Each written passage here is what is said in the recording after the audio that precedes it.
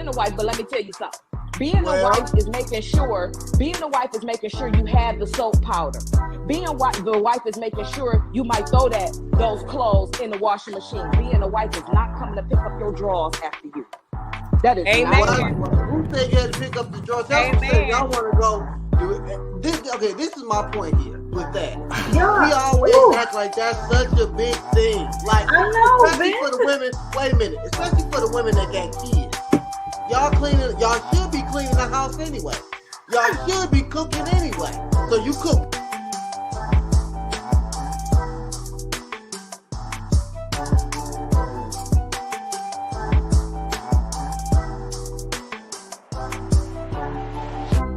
Great catch. I'm a great wife. I'm a great this. And it's like that hasn't been validated. All these single girls are yours too. I don't know. The one thing that I'm seeing is that when you're dealing with a grown-ass man, there it is. He has a vision and a purpose for his life. Thanks. What he wants in the future. And what I see is that a lot of these modern women don't want to fall into and play their part in that purpose and in that vision because they have their own purpose and their own vision.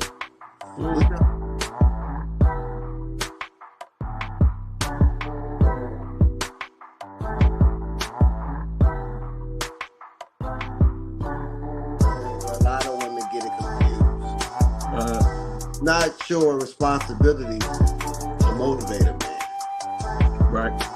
A man should have his own motivation, his own direction. Your job is to inspire. It's a complete difference. I think a lot of ladies get a man.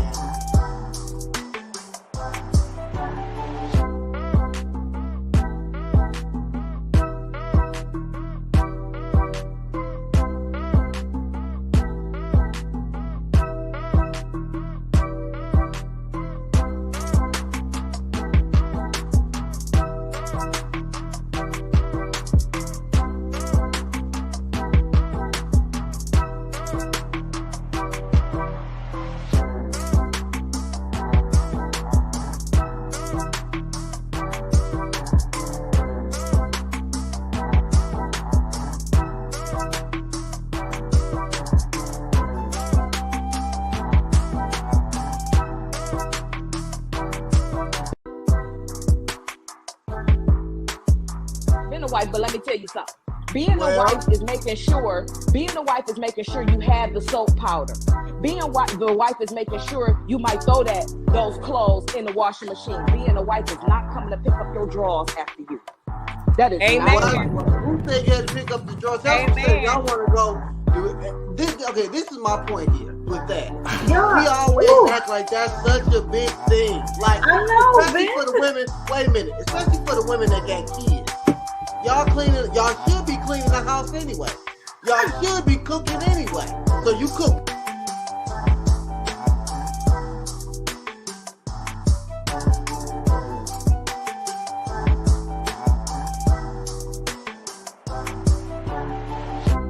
Great catch. I'm a great wife. I'm a great this. And it's like that hasn't been validated.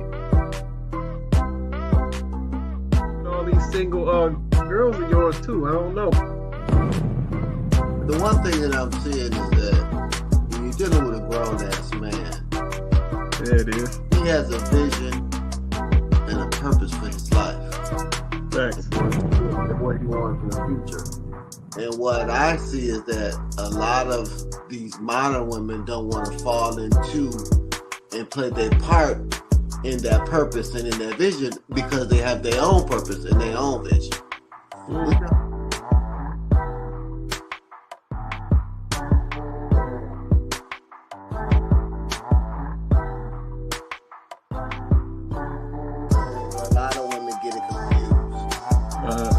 Not sure responsibility to motivate a man. Right. A man should have his own motivation, his own direction. Your job is to inspire. It's a complete difference. I think a lot of ladies get a man.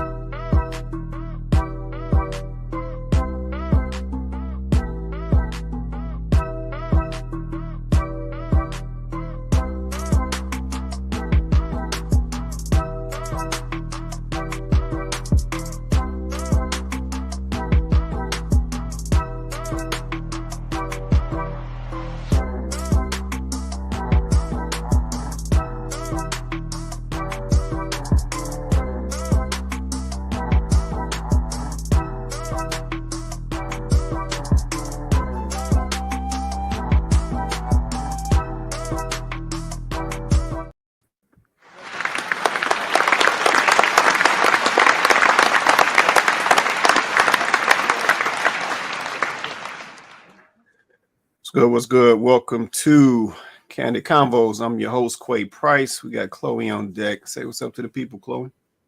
Amen. Hi, everybody. Happy Wednesday. Happy Wednesday. Happy Wednesday. Oh, man. Shout out to y'all for joining us tonight. Do me a favor right out the gate. Hit that like button. Hit that like button. Likes are free. Smash that like button. Also, if you haven't subscribed, hit that subscribe button as well. You see a lot of our viewers are not subscribers. So, yeah, definitely hit that subscribe button for us as well. Help the channel, help us grow. In addition, hit that share button as well. That's how we want to get these conversations out to many of our people as possible. All right, let me check in and see what we got going on early. See what we got. Shout out to my guy, J.U. Griffin, holding it down on YouTube. He said, much love, respect, blessings to everyone. What's going on, J.U.? Appreciate you, brother. Always holding us down every Wednesday night. Shout out to Kenyatta in the building. She said, happy Wednesday. What's going on, Kenyatta? We appreciate you as well. Always holding us down. Even right in the building. She said, what up, though? What up, though? Shout out to my Detroit people out there. Appreciate you holding us down tonight. Shout out to the Wrights in the building. See, my guy Donovan said, what up, though, family? What's going on with you, brother? Appreciate you as well. So you guys always hold us down. We appreciate that support and that love. Man, shout out to my guy, Ray Banks in the building. He said, what's happening, good people? What's going on, Ray? Appreciate you joining us tonight, brother. Since I got you on here, shout out to Bankos in the building. Shout out to Bankos. Definitely go show them some love for all my Detroit people out there. Shout out to my guy, Ray, checking in tonight. All right, so let me do this real quick as we get into the conversation. Here's the link to join us on the panel. You can drop this in your Google Chrome, your Microsoft Edge. If you're coming in through an Apple device, you got to use Safari. But yeah, drop this in your device. Join us on the panel. You do have the ability to cut your camera off if you choose. But, don't be scared. Go ahead and throw your camera on. Join us on the panel. In addition to here in the video feed, we also have this in all the chat feeds. So you can catch it at the Kandid Konvos page on YouTube or Facebook. Or like I said, you can shoot us a message. We'll get it to you that way as well. But it's down in the comments on all the chat feeds, so you guys should see it if you need it. I'll lead us up here for a little bit as we get into the conversation. Like I said, once again, everybody watch right now, do me a favor and hit that like button. Hit that like button for us. All right, who else we got? Let's see. Ray said, let's see. Yes, sir. Appreciate you, bro. Shameless plug. Karaoke every Thursday. Party guy, Drew. Shout out to my guy, Drew, as well. I said we went to school together. We've been knowing Drew for some years. But, yeah, shout out to them holding it down with the karaoke on Thursday night at Banco. So definitely go check them out. So I'm down to support. We can plug, man. We can plug. Shout out to you, brother. All right, cool. So we're going to go and get on into this conversation. We ain't going to hold it up any longer. Shout out to IT, a.k.a. Nicole, a.k.a. Coley, a.k.a. Cole, for the topic in the video tonight. So, topic for tonight. Is that going to come up there? There it is. Stop whining about 50-50. Let me run that back. Topic for tonight. Stop whining about 50-50.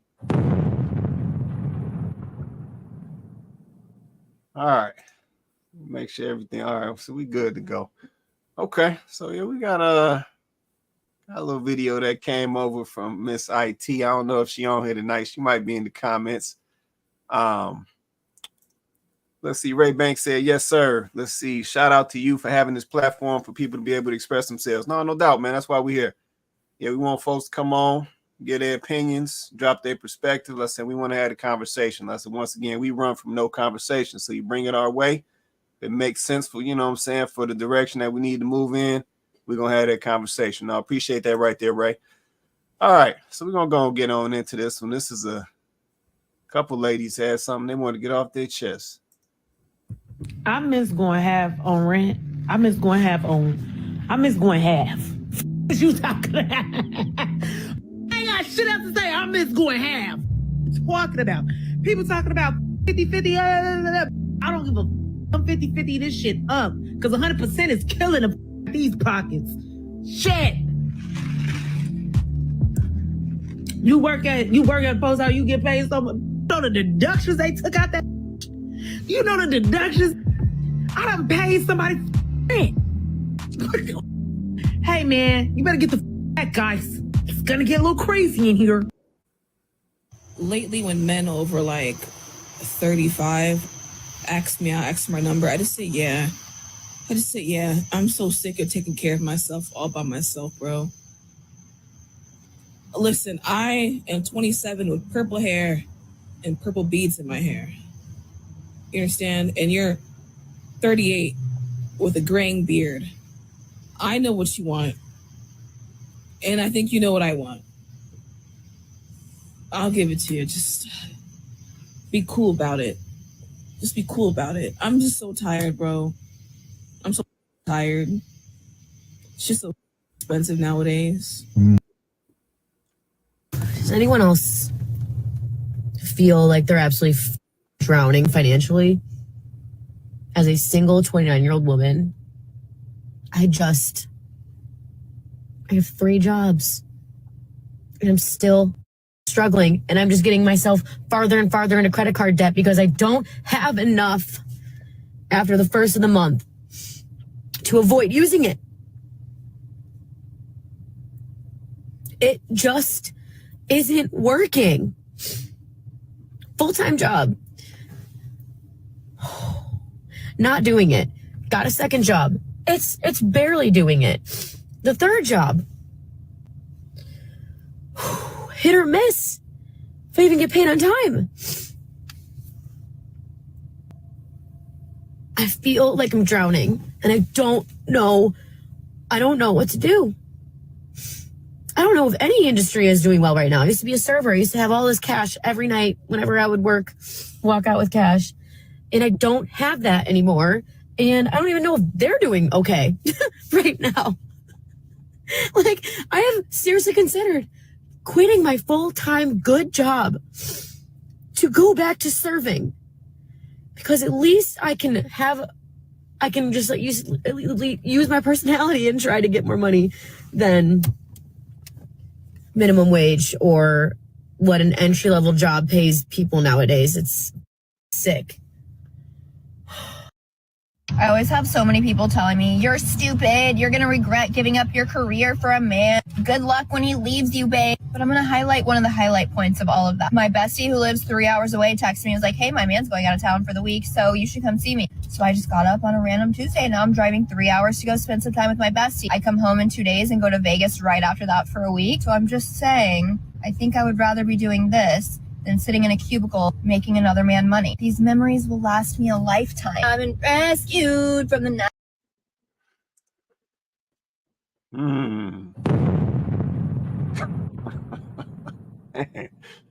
Man, topic for the night. Stop whining about the 50-50. Ooh-wee. Let me get some of these comments. Let's see. Donovan dropped a comment. He said, I love this topic. I ain't mad at that.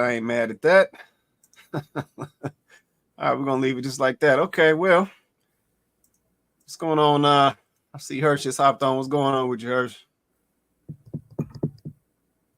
You're on mute right now, man. Hey, everybody. Hey. How you doing? You all right? Welcome back. Finally free. Finally off work for a night. Appreciate you hopping on, man. We appreciate you hopping on, man. We just getting going. Did you know you need to run that back, or you saw it? I saw it.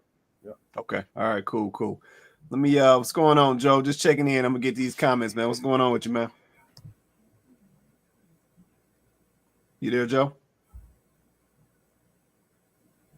Oh, you might want to check your audio, Joe. I'm not sure if you're on mute or not.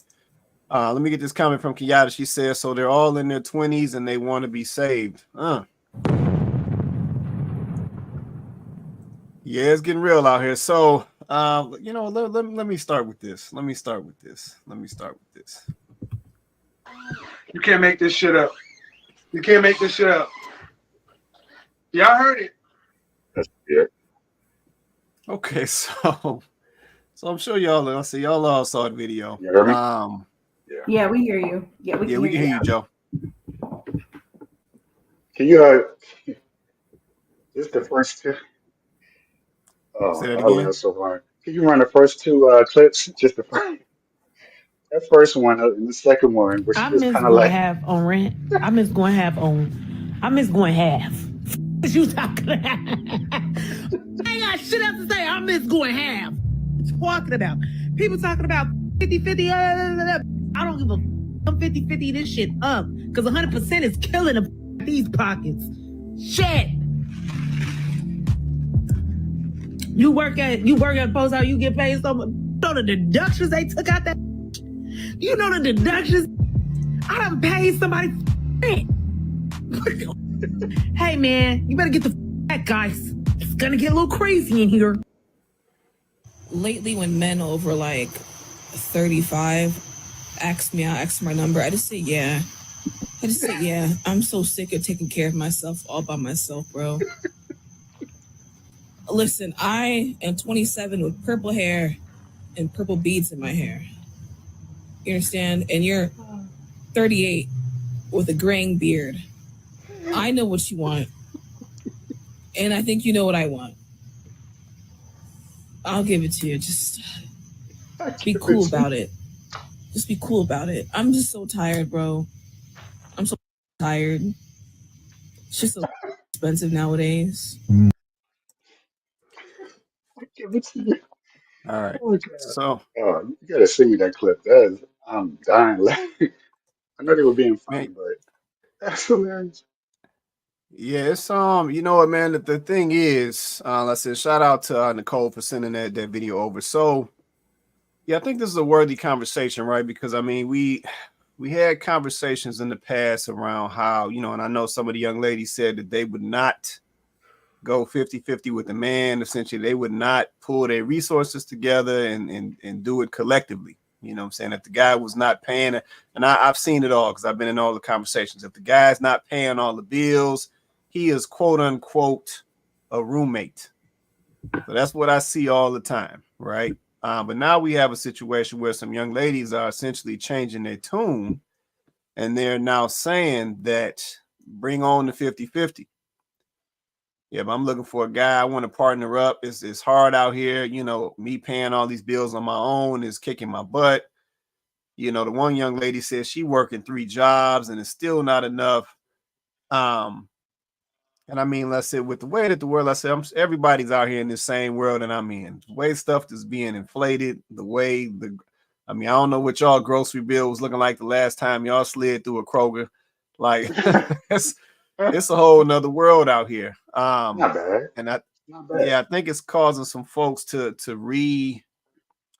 I guess, alter their perspective on how they was looking at things. But yeah, I wanted to have a conversation because I'm really trying to figure out, first of all, what's really going on, and 2, why is partnering with a man, especially from the relationship perspective, and I said then, you know, the finance pieces in there as well.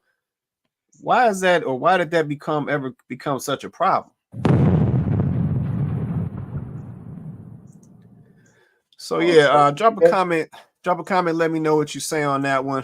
Shout out to Nicole in the building. Appreciate this video right here. Shout out to Shantae. She said desperation. You know what, Shantae? Is it desperation? Yeah, we're gonna keep going with this. Is it desperation? I saw Chloe, I saw you want to say something. Go ahead. I think it's reality hitting. You know, I think reality, everybody is getting a little dose of reality, right? I think that when the economy was in a better state, you know, people was able to kind of play around a little bit. You know, we was playing up in, you know, everybody's face. You know, we had it going on. It was all good. The money was flowing, you know, and now we're seeing, you know, the effects of inflation on the economy. We're seeing how companies are, I mean, I don't know if you guys are paying attention, but companies are not doing well. They are not healthy either. They are not. And the worse they perform, the more it affects us. So everybody is feeling it, right? I just hate that it's feeling like the getting with men now is a means to an end. It's feeling like a last resort. Well, like my original plan didn't work out, so like old girl with the purple beads said, "I know what you want. I'll give it to you." Like, I'll give it to you. Like, just come save me. And it's like, I mean, that does kind of give desperation, but it also gives reality. Like, I think that women was living in Delulu land for so long, and the sheets are being pulled back, and everything's being exposed now, and so you can no longer grasp onto the delusion, because we all need each other, right? And maybe some of the petty stuff we've been arguing about back and forth, maybe it's just not worth it. It never was. Like, I want to say to women that society played a really, really dirty trick on us. I'm putting myself in there too, because it was all women. Of course, everything that happens though affects the black community disproportionately, right? But the trick was on all women, because they know how we are. They understand our physiology. They understand our emotional state. They understand, what appeals to us. They get it. They've had years and years and years to study our habits and behaviors. They know what triggers us. They know what makes us tick. And they absolutely did a number on us. Right? They got us to believe that the best thing for us was to separate ourselves from our men. They got us to believe that we were better on our own. They got us to believe that our men were not necessary, not even in their own children's lives, right? They got us to believe that. Now, we know there were extenuating circumstances. We understand some men were taken out of the home. We understand some men left. We get all that. But I'm talking about the mindset. I'm talking about the conditioning. And it was there. And it started a long time ago. And now everything is coming to a head. Like, because we are in Revelations, because we are, everything is being revealed. So there's no more hiding it. And I just want to say to ladies, like, wake up, but don't wake up and as a means to an end. Wake up and say, I'm disconnecting, I'm unplugging, literally. And I am no longer going to groupthink. I'm going to think for myself. What is really best for me? What is best for my family? What is best for our, the continuity of our family, of generations that come after us? What is best for us? Not what anybody else is telling us we should do. What feels right for me? What works for my family? If 50-50 works for you, who cares what anybody else thinks? If him staying home and you working works for y'all, who cares? If you staying home and him working works for y'all, who cares? It doesn't matter. Nobody has to wake up with you or go to bed with you but that other person. It does not matter. We have to stop worrying about this stuff and caring about this stuff. And if y'all don't understand that it is really real out here now, like, I mean, that's what's happening. And it's crazy because these are the young people, right? They're the ones that have all this opportunity, right? They're the ones that told us we didn't know what we were doing, right? That's real right there. Let me get some more of these comments and we'll come back to the panel. Let's see. Kenyatta, she said media made it a problem. Let's see. I never heard my mother complain about 50-50 or paying bills or how the bills were going to get paid. No, that's facts right there. Yeah, I got to agree with you, Kenyatta. I didn't hear that either. Your mom and dad worked. They brought the money home. They spread it out however it needed to be spread it out, and everything was handled. So yeah, we definitely are doing some different stuff these days, but I think it's to our detriment. But I don't think we truly understand how detrimental it is and the mindset that we've taken on. My guy Ray said, let's see, the fact of the matter is the way the economy is going, two incomes is almost a must if you are considered middle class. Like everyone else is saying, reality is hitting those who thought they could do everything on their own.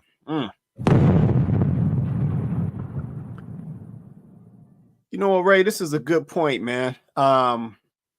This is a great point that you're making right here. And this is where I have to question certain things. So let me take it back for a quick step.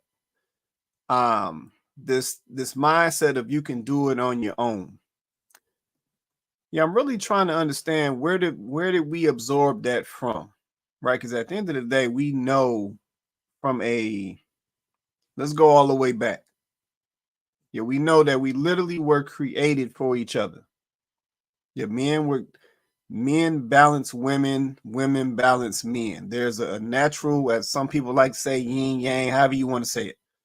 But there's a balance that exists. So we know that we essentially complement each other based on our makeups, how we're built, our mindset, our mindsets and the value that we bring to each other. We literally balance each other. So how do we get to a point where now we feeling like we don't need the opposite? If there's literally a natural balance that's created, which basically confirms that we need each other. So yeah, let's drop a comment. Let me know your thoughts on that. Let's see. Ray said, "Can you add me?" You want to let's see. I can shoot you the link if you want to get on the panel. So I'll shoot that to you, Ray. Let's see. Shout out to my guy Vince. I see you just hopped on. What's going on, Vince? You good, man? Hello, everybody. Hello, everybody. A little bit jet lag, but I said I'll still come on here with y'all. It's all good, man. We appreciate you hopping on, man. I see a little tan action going on, so I know you've been out in the heat somewhere. That beautiful Florida weather. I hear that. Yeah, took the babies to Orlando. They loved it. Okay, good stuff. Yeah, we talking 50-50 tonight, man. I know you caught the video, didn't you, or not? Okay. Yes, All right. I caught the video. All right, cool. Give me 1 sec. I'm gonna let me get this over to my guy real quick. Give me 1 sec, y'all. Just want to get this to him. Give me 1 sec, Ray. I got you, man.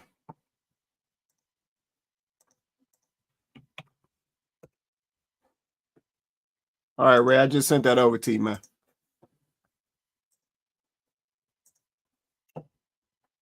All right, sorry about that. Shante said, "Big money, V." Oh man, here y'all go. Lizzie Donovan, let's see. He said Malcolm X told us we're brainwashed. Yeah, no, there's definitely some conditioning going on. Yeah, because I've heard it all. Yep, I've heard it all. I've even heard situations where young ladies have said, based on how we're doing things now, sometimes they don't even see the value of the man. And I'm like, I think that's wild. Yeah, I think that's wild. Let's say when we've reduced each other to just some money.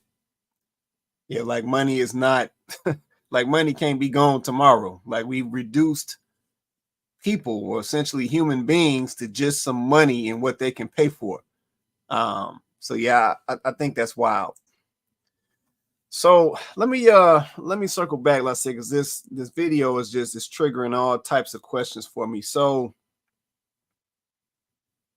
let me ask this question to the panel. Anybody on the panel can respond. I know we call it, or we label it 50-50, but is it really 50-50? Or is it more 80-20? Is it more 60-40? So let me come to the panel. What do y'all say percentage wise? Is it really 50-50, or is it more weighted towards the man or the woman? I'm looking at all of y'all. No, go ahead, Vince. I see you ready. Go ahead, man. I think it depends on the relationship and how long you in the relationship.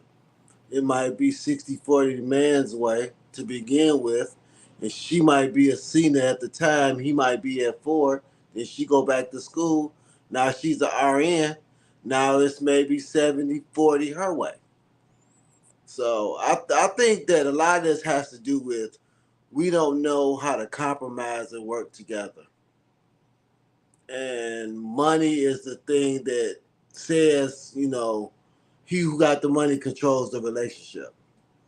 And a lot of times, if, people don't really want to compromise and work with each other. Because, I don't know, it's a small percentage of households that can run on one income, man or woman. So I think we major in the minors instead of understanding it's all a partnership and putting our money together. And the problem is that, like I've said before, is that we wait so long until we've accomplished these certain goals as individuals, and then there's no we. It's mine and yours instead of it all being ours. That's real. No, I understand that right there. Shout out to my guy Ray. I just saw you hop on, man. You want to say anything, man? Hey, what's going on, y'all? Thanks for having me on, man. I just figured out how to do all that stuff, man. You know, I ain't a super technical guy. Took me a minute. Hope I ain't missed too much. No, you good, man. What you want to say, man? When you got on the subject of when we start thinking that, you know, as one, doing it as one. I'm not the super woke person or activist or nothing like that, but I think that all stemmed from separating the black families and taking the black man out of the household.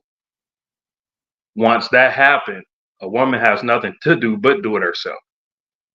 You know what I'm saying? So once it's conditioned for so long, and that's been going on for years and years, from lockup to being killed to drugs and everything else, it's a conditioning.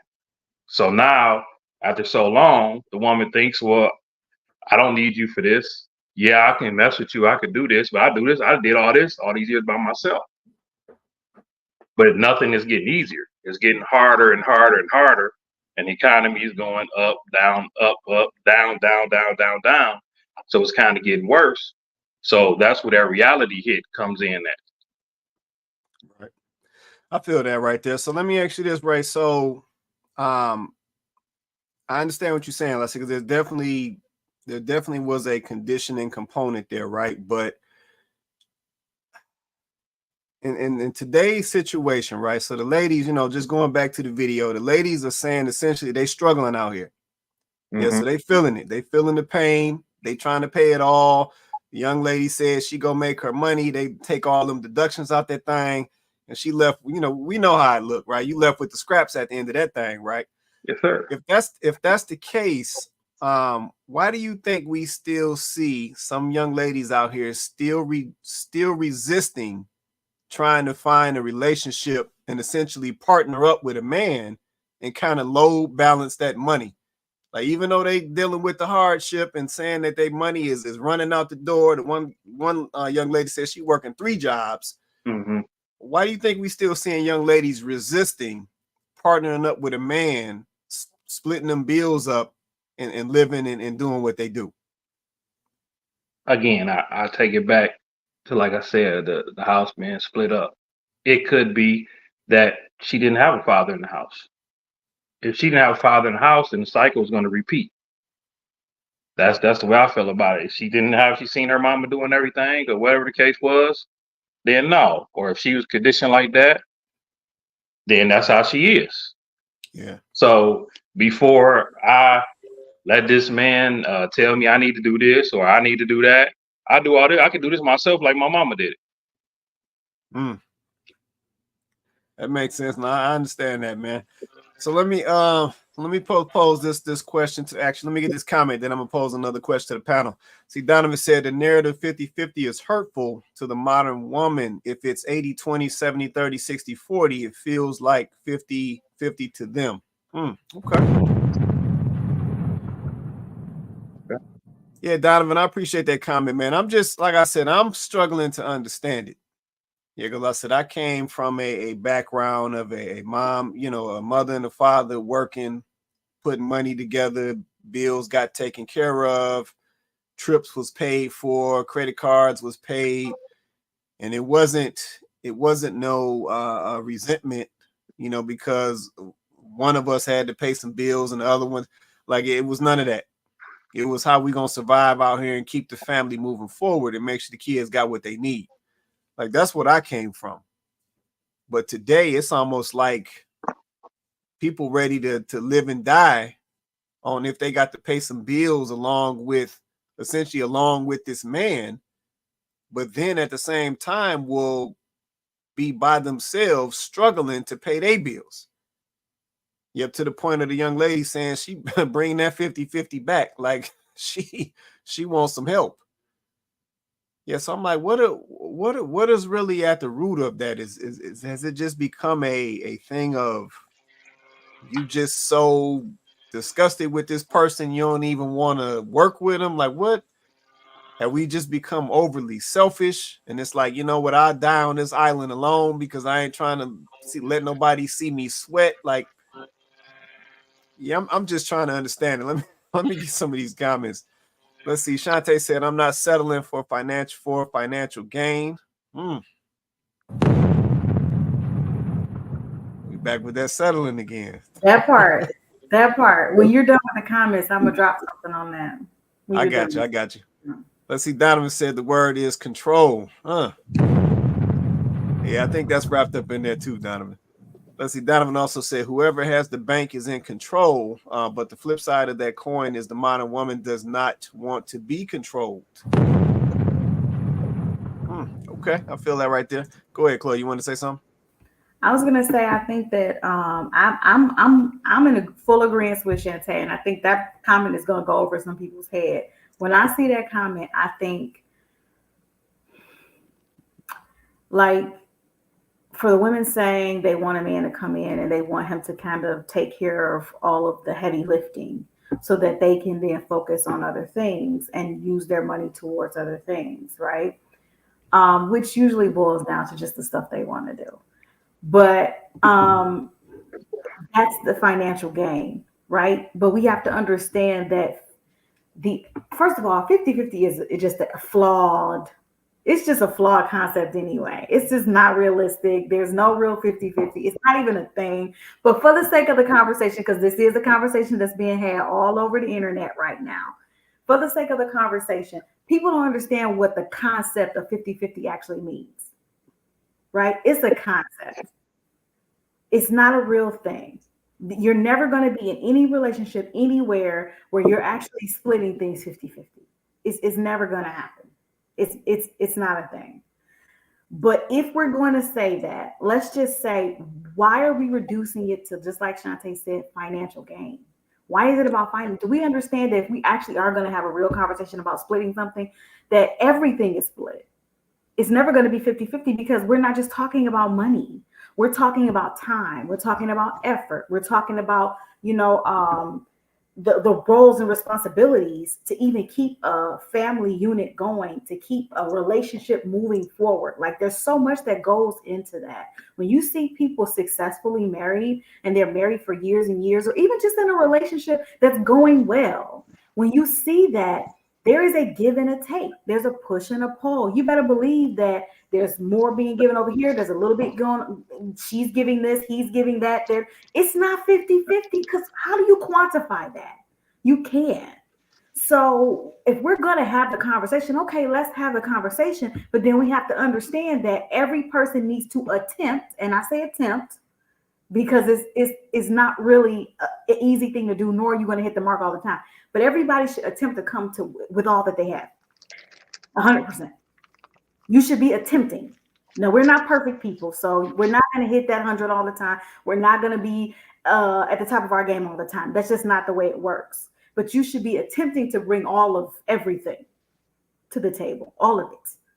Because there's going to be some times when you're at 80%, they're at 20. So you need to be bringing that 80%, because in order for y'all to be full and complete, you have to be bringing it. Sometimes she's going to be at 80 and you're going to be at 20 or 70 or 30 or whatever. It's never going to be 50-50.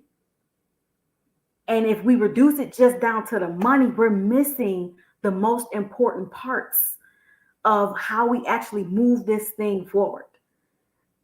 I think even in the videos, the women that are saying, okay, you know what, I'll give in, I'll do 50-50.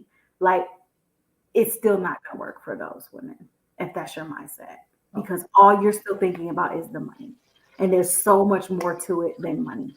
It's still not, it's going to fail you every time, because you first have to see the value in the other person. You got to really see the value in them. And the value in another person goes well beyond what they can materially provide for you. And if you don't understand that concept first, ladies, if y'all don't understand that concept first, it's not going to work. It doesn't matter what that man is bringing to that. That man could be willing to pay all the bills. It still won't work because there's a void. You have to see the value there that has nothing to do with the money. So I'll land there, but my point is, like, let's have the conversation, but let's be for real. Like this 50-50 that y'all talking about, you know, it's so much more than money. And if all you're focused on is the money, you're missing it. Right. Now that's real. Let me get some more of these comments real quick. Go ahead, Ray, and I'm gonna hit these comments. Go ahead, Ray. Just piggybacking off what sister said. That's facts. Basically, when you talking about 50-50, you talking about you want a roommate. Basically, you want 50-50, you go find your roommate. If you want to make a companion, that's a whole nother thing. Just going at it money wise, it ain't gonna work, like she just said. So 50-50, go get your roommate. Y'all split all the bills down the middle. That's the end of it. They ain't looking for a man, they looking for a roommate.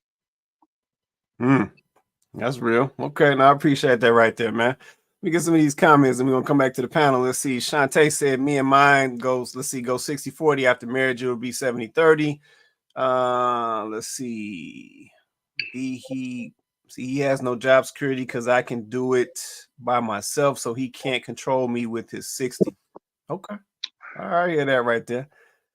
I got some questions around that control word, though. I keep seeing that pop up right there. Let's see. Shout out to my guy Hink in the building, Hink in the basement. Go check him out on YouTube as well. He said one pot. Yeah, no. Throw it all in the pot and then handle the biz. Yep, throw it all in the pot and handle the biz. Seems simple. Shout out to Hink as well. Let's see. Shantae said, let's see. And I'm speaking of household bills. His CC bills are his. Okay. I got you, Tay. Let's see. Donovan said, let's see. These same ladies don't want to exist 50-50, but when they exit stage left, they want 50-50 once gone. Don't come in too hot on them, Donovan. Don't come in too hot. All right, let's see. Shout out to Nicole. Nicole in the building. She said, why are we just blaming the women? Men don't know how to be family men. Wait. Wait, where's Nicole? I thought we was talking about the 50-50 conversation about women. She take it to something else. Nah. I thought we was talking about 50-50. No, I Cole. responded to a comment. Sorry. Come on, Cole. Get it off your chest. Come on, Cole. No, go ahead. No, I'm chill, y'all. No, go ahead. What you mean by this? What you mean by blaming the women? I was responding to one of the comments because I think the comment was like, okay, the female had this super mindset that she can do it all by herself and she don't want no man. Like, I don't think that's the case. And it's because of what she's seeing her mama do and all of that. Like, I don't think that's the full case. I think it might be more so she don't have a choice. And at some point, that's what she decided to do. And she might have a little attitude about it. I know, I'm sorry. I'm leaving this building. Okay. I'm just trying to see where it's coming from. Hold tight. Let's see. Was that coming from Cole? It was background noise from Nicole, yeah. It's from me. Hold on. Okay. You want to say something, Joe, Vince? I saw y'all come off mute. Y'all want to say something real quick? Go ahead. Yeah, JR too. I have something I want to say about this whole. When some women, because I know Nicole might think we're blaming women, when some women will say, I'm independent, I pay my own bills, I don't need a man. So the assumption is that a man is supposed to help a woman. Because men don't come with, when you first meet somebody, I'm independent. They come with, I'm a man, I take care of things. I'm a provider, protector. So it's like they're shooting themselves in the foot because they actually want a man to help them. So they need to come with more of the things that will help a man. Her independence does not help a man. Her money does not help a man because most women will never spend as much money on a man as a man spends on a woman. That's just fact. That's just nature. And we need to stop acting like it's something different. When you go out to the restaurant, the cashier is going to slide that check to the man every single time, because that's just the assumption. My That's man, my just man, the my man. nature of life.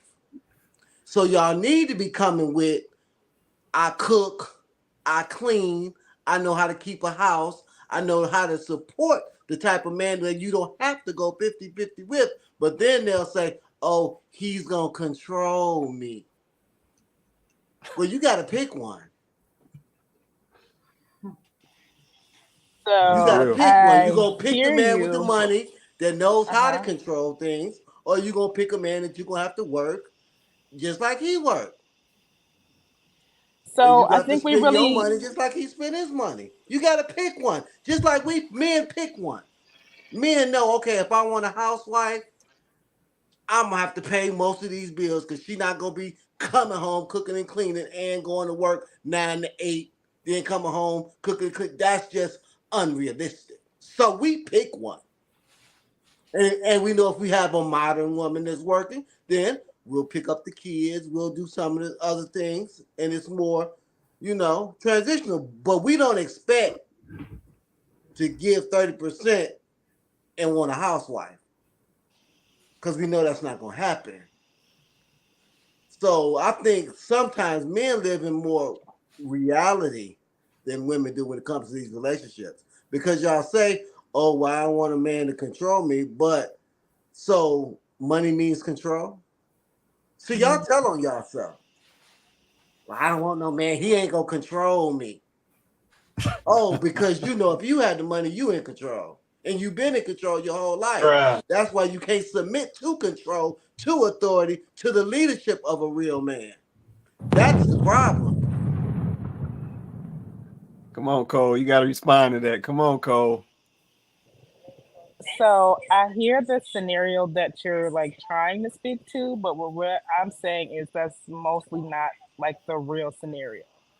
And we not gonna act like money isn't control. It is, no matter the circumstance. Like that's facts.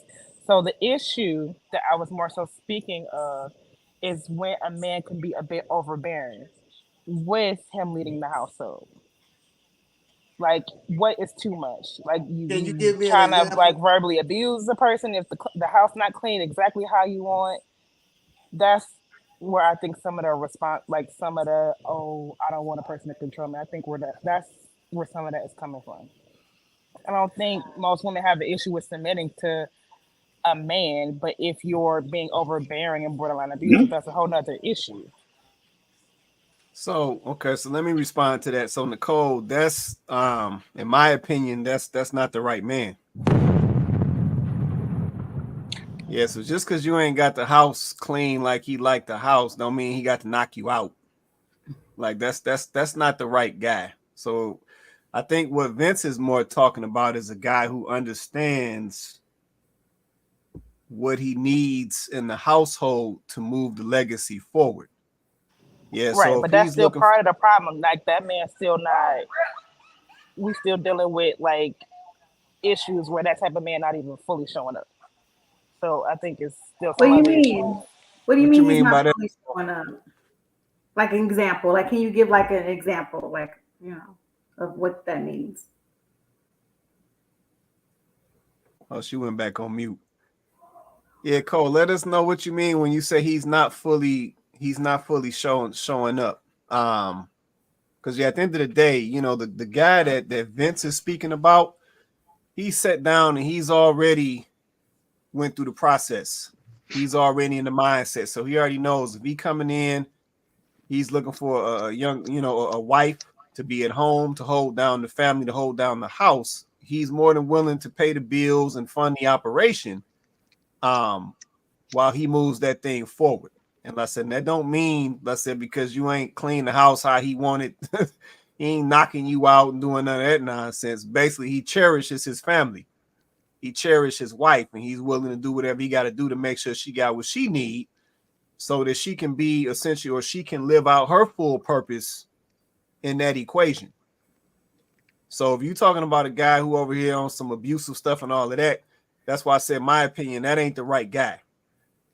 Because see, the guy who's coming in truly providing, he about to have that conversation. He ain't got to knock you out. He gonna have that conversation and let you know essentially, as we like to say, that constructive criticism. And then if you can't respond or you don't take that seriously and move accordingly after that, then he might have to make some decisions and make some changes at that point. But he ain't got to be knocking nobody out doing none of that nonsense. So that's why I said that's probably not the right dude, because that dude does not see the value or does not value the situation for what it is. But that's just my opinion right there. Go ahead, Vince. Then I'll come back. Go ahead. One more thing that, and I know Chloe probably has experienced this too, where housewives don't get respect.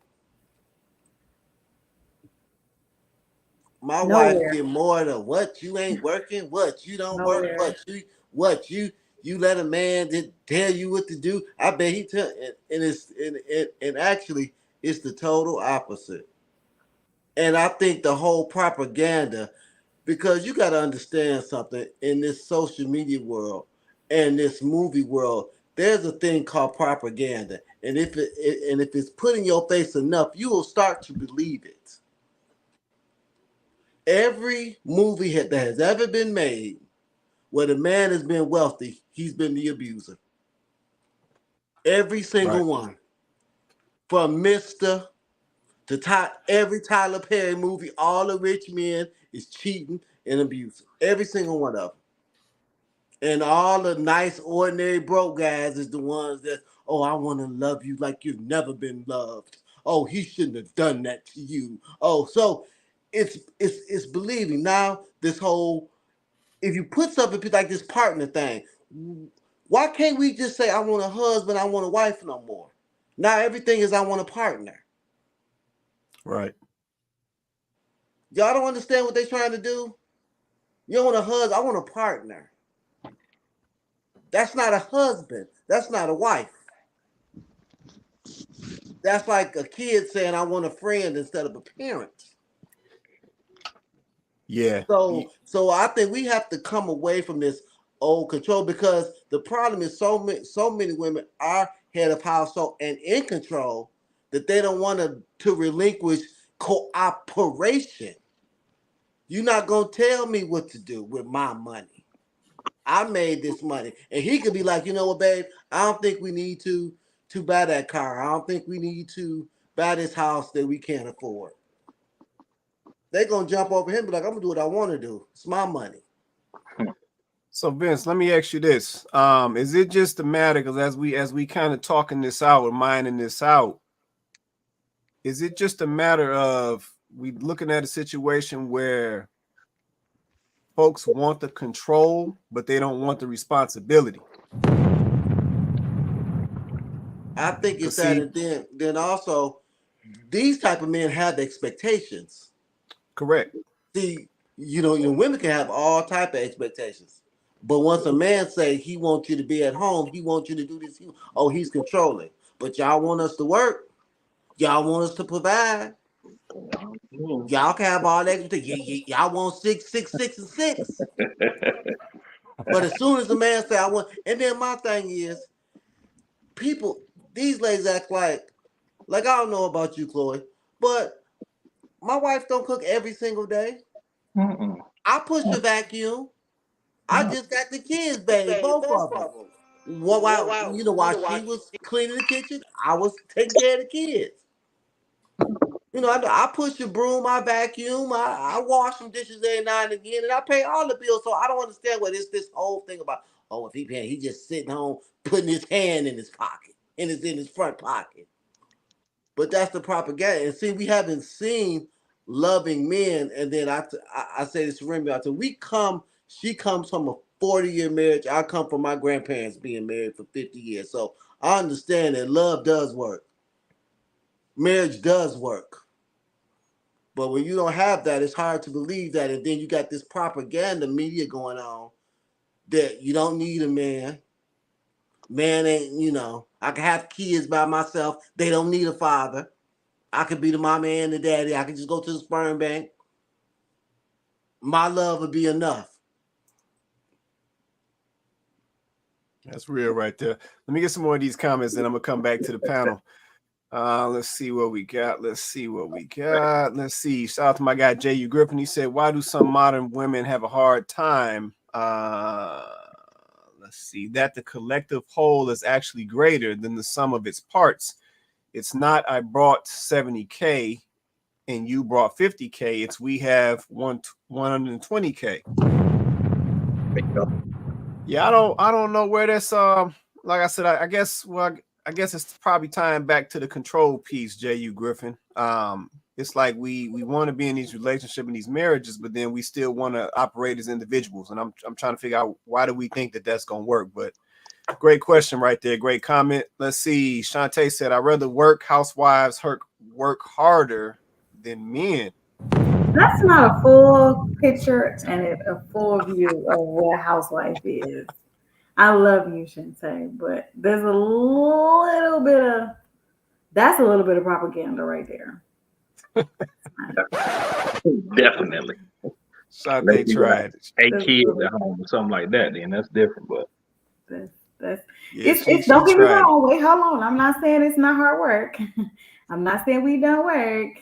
I'm just simply saying that unfortunately that's also a narrative that's pushed that, but there is some truth to it. Like it's not a 9 to 5, it's 24/7, 365.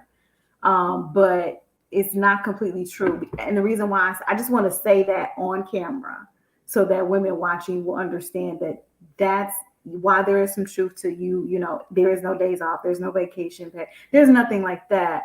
But at the same time, it's your family. So comparing it to working for another person as opposed to you are working in your home. And so every benefit of you being there benefits your family directly.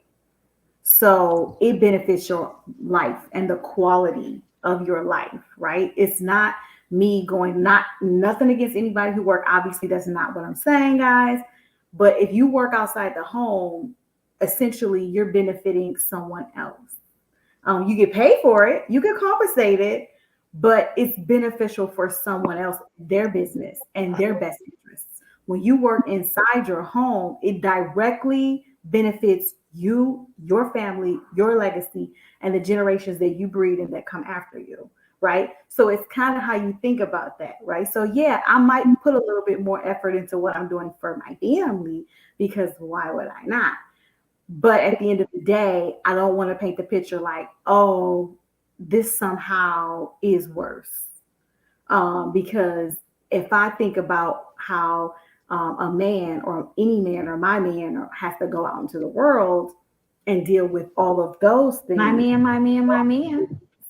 Period. I don't have to deal with, right?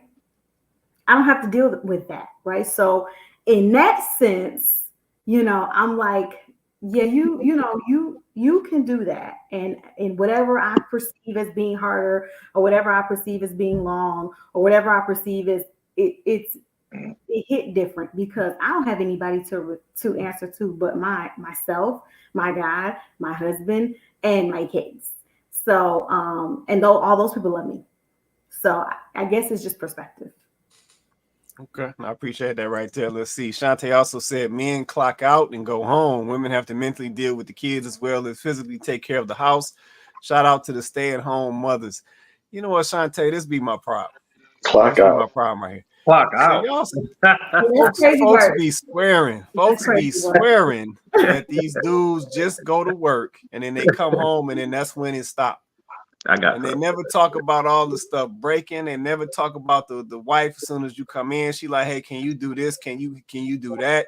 They never talk about the yard. They never talk about the busted doors, the plug drains. They never talk about none of that. They just always say the man clock out and he just go home and we just assume he sit up on the couch with a beer and that's all he do for the day. And like Vince just said, you know what I'm saying? He dealing with kids. He pushing, like it don't look like that. So once again, I think that's also a part of the conditioning as well. If I think back to my dad used to work a full shift. He came home cutting grass. He came home doing this. He came home doing that. His day didn't just stop. He was baseball coaching, football coaching. Like his day didn't just stop. So I'm not sure where we get this assumption that a dude's day just stopped just because he go to work and come home. Like, I don't know. We get that, and I think that's a part of the condition as well. It almost paints this picture like the man is lazy somehow, and I'm like, that's not the case, especially for a man who handles his business. Go ahead, Hirsch. I saw you throw your hand up, man. Yeah, I just want to say, I mean, we as people need to stop doing is just stop this whole narrative about this back and forth, like the divide type thing. The true definition of a union means is that people bring their strengths, their skills, their personality, their everything. We put it together as one. So when you start talking about he or she, you already going about it wrong. It should be, and I'm talking about a marriage, though, or any type of union. It has to be a legal marriage. It's just people that are together and they're working as a family. It's us, it's we. It's not no he or she. Now, of course, yeah, there are some like things that I do or things that she may do, but still, when it comes to these type of things, it shouldn't be about how hard he worked, or how hard he didn't work, how hard she did this. It should be we both bring it to the table. Is stuff getting done? And it goes back to that past thing about our parents and things we grew up in, where they weren't, as far as we know, they weren't into this whole thing. They were just taking care of business, getting everything done. They understood, but it's a lack of that. These new generations of people they're losing that family structure. The family structure is about everybody. It's just like a team. You know what I'm saying? There's a guard, there's a forward, there's a center. You know what I'm saying? Everybody plays their part. Come together to make that one team to make it work.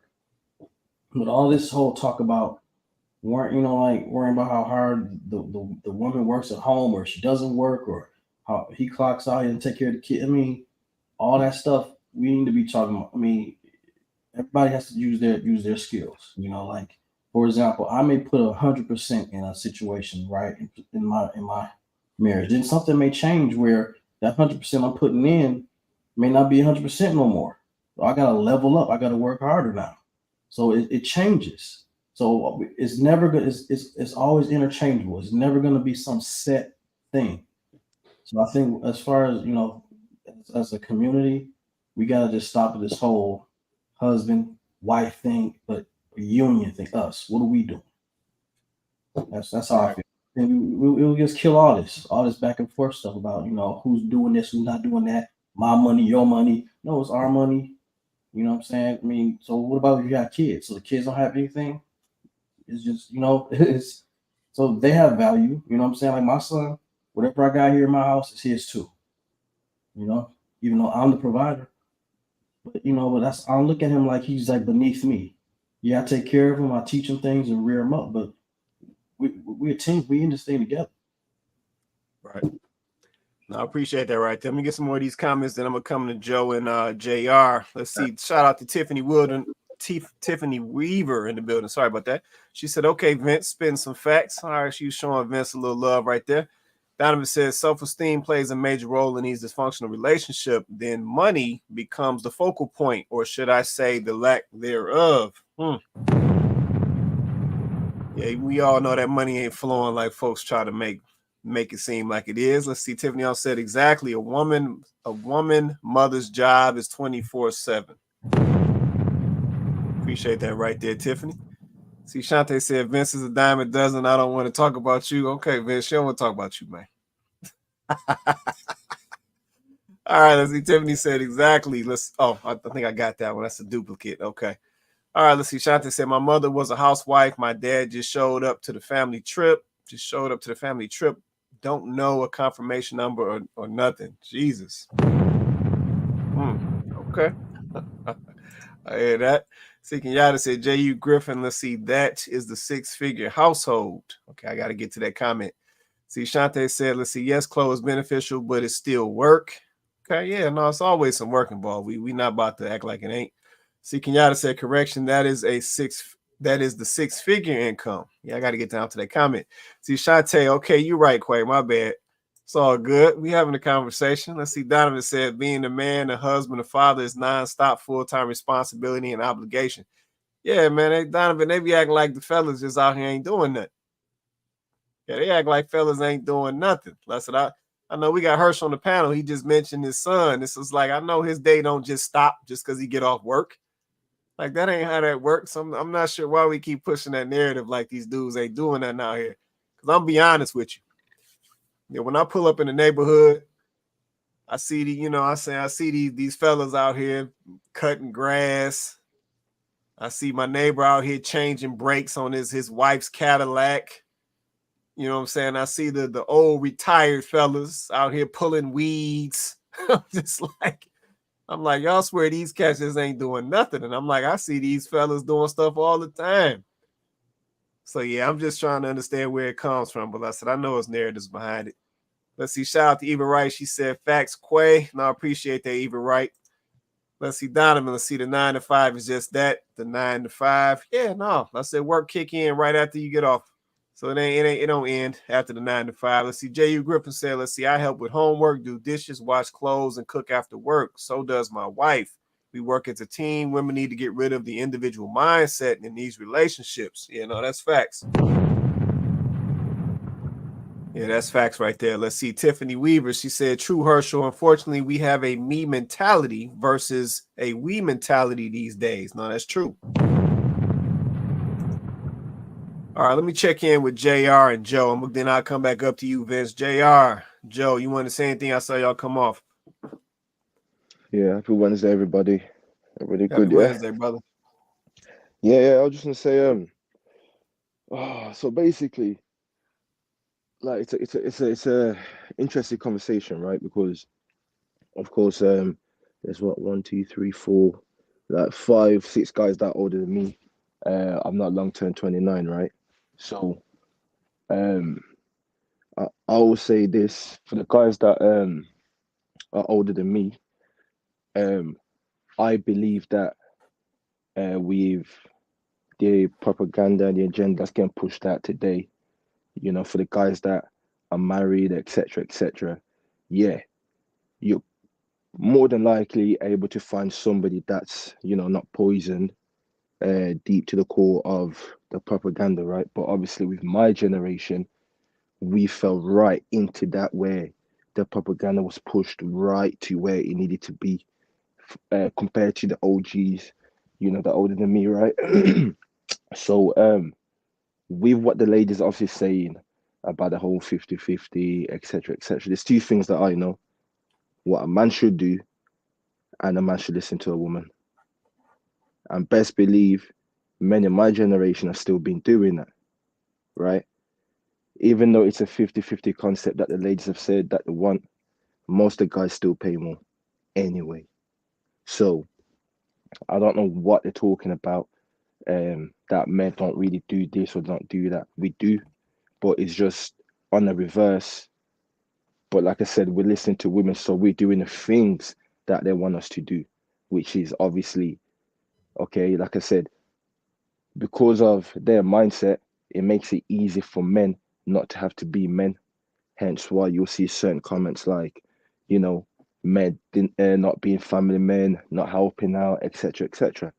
That's also false, because I see my dad, my mum, she was a stay-at-home mum, wife, whatever it was, for majority of my lifetime, up until like 3 years ago when they divorced. So my dad used to pick us up from school, parents' evening, doctor's appointments, everything. He was there. Like, my mum only tagged along because she's bored, right? But my dad was there to make sure that the kids was taken care of, even though my mum never held a job in her lifetime. My dad done all that for his kids, and even now he's still there making sure everybody taken care of. But like I said, there's 2 things that men know: what a man has to do and listen to a woman. And we stay doing that. Whether it's right or wrong, it's on them, not on me. Because I only do what you say, right? But because I'm doing what you're saying today, you don't like it anymore. But like I said, hey, thank you for destroying the patriarchy, right? Thank you. Because you've made my life easier today in this generation of, I don't have to be a man, and I get a choice of whether I want to be a man or not. And that's because of you. And now, people that keep mentioning the word control. They know what patriarchy comes with. It comes with control. You're controlling me by telling me I have to be a man. Rightly so. Go out there, get this money, come back, take care of your family. Cool. With the added stuff, help your woman when you get home. Cool. I'm with that. Are you with me now telling you how I'm going to control you? No, you're not with that. So, okay, let's leave it there. Let's carry on how it is today. Okay. I appreciate that right there, JR. Let me check in with Joe. Joe, you want to say Well, anything, man, before we get in this? I always like JR's perspective. It's different because he's like 10 years younger than most of us, almost 15, 20. So his perspective in his generation is interesting to listen to. How his commentary about, I don't have to be a man. Thank you for taking that burden off of me. But when I was growing up, that trial by fire, or that bar mitzvah if you're Jewish, that initiation process that most men have to go through, whether it's going out hunting, going into the woods, going fishing, um, we might think that we're better off because we don't have to do any of these things anymore. But in reality, I think we're as men we're worse off, even though um, women may be propagating that and making it easier. Easier doesn't necessarily mean better. But I do want to make four real quick points. There's a lot of talk about the conditioning of these women, but it's not what's not being said, or what I haven't heard, is that it's a choice. Because when I grew up, there was gangster rap music, there was NWA, there was all of these other this negative programming towards how black men are supposed to be. But I made the choice not to consume that content when I started to realize the person I was becoming as a result of consuming it. And at some point in adulthood, everyone has that level of agency at a certain point in their adulthood. When they reach a certain age, and they can no longer use the excuse that I was conditioned to be a feminist or I was conditioned to be a gangster. At some point, it then becomes a choice. So these people who are grown adults saying, "Oh, I was conditioned this way." Yeah, but now that you understand you are conditioned this way, you know that your condition means that you're making a choice to stay conditioned. So you are responsible for the way you behave and how you treat the opposite sex. Secondly, that a lot of these women say they want help, and that clip that you showed, okay, fair enough, they want some help, but what they're not saying is what they're willing to do in return. They're not offering to help. They just want help. They want to take, but they're not willing to give in return.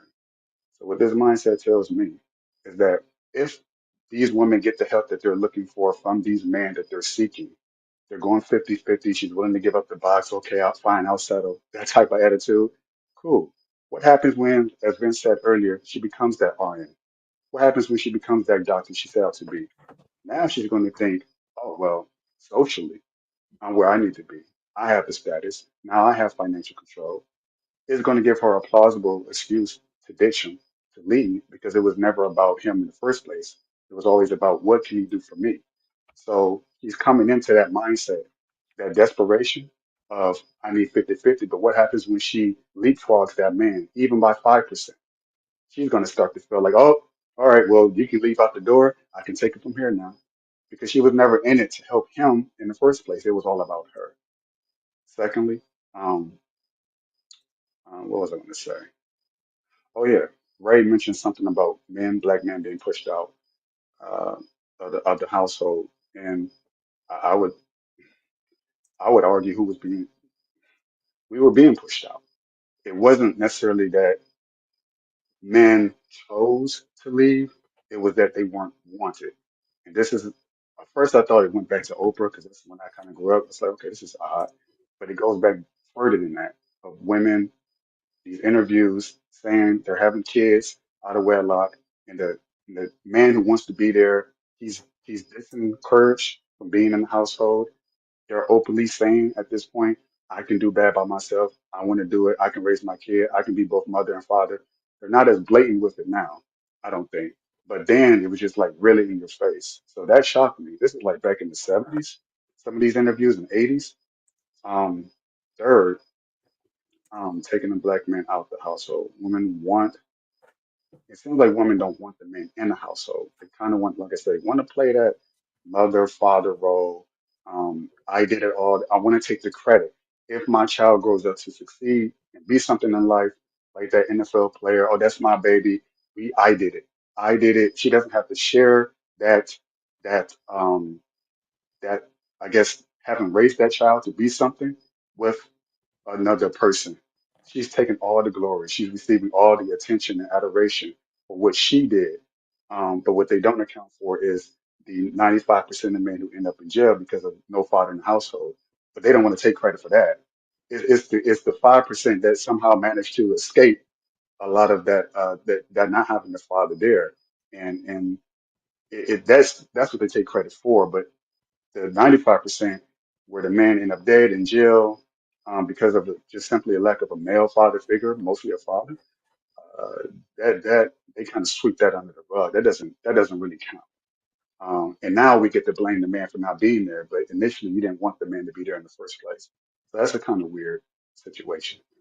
Yeah. Lastly, to Chloe, when she made the comment that she made about men, um, I know Cole came on and said, well, why is it always about women? Well, it seems like I understand why she said that because it seemed like it was slanting towards blaming women. So I get what she was saying, which is kind of why she was like, oh, I don't want to, I just let it rest. But I could hear that it sounded like it was slanting towards women. And I think it's for a reason. Um, and Chloe is actually the predominant mindset of generally the society in America. That's just the mindset in general. That's the majority. I know a lot of people don't want to say that. They want to say, oh, that's just some, that's just a few, or you just cherry picking. This is the majority, how they think. So in that is a blatant disrespect and a devaluing of the man, his contribution to both society and the household. It's almost as if they don't realize who picks up their garbage every single day. That's hard work. It's man. I've never once seen a woman in the back of a truck slinging that thing in the back truck. Never seen it ever. Who's doing most of the landscaping? Who paved the streets on the road? Who built the house that they're enjoying the amenities of? Their running water, their sewage, everything that they enjoy is 95% by men. And so it's they see what men are doing, how they're contributing to the household or the literal building of the household, and then they say, well, they're not really working as hard as we are as mothers or as wives. I'm like, really? And it's weird because we don't make that comparison. We don't say we do more than you. We don't say we work harder than you. We say, well, your work is your work. It has its level of difficulty. Our work is our work and it has its level of difficulty. We are more external beings. We go out into the world, we hunt to kill, and you are more internal. You do the things, internal work in the home, whether you're raising the children or you're sowing goodwill and nurturing the man who's coming home from a hard day's work. But you don't see the value in the man who delivers your food to the grocery stores that you go to, or the efforts that we put or that we do, put into that we put our lives on the line going to the army to protect the rights that you enjoy, but you don't see the value in the man and what he does and how he provides not only to the greater society but also to your household. So if you have that blatant disrespect for the man within your house, and that's just one man, how much more disrespect do you have for the men outside who make everything else possible for you to live and survive in this world?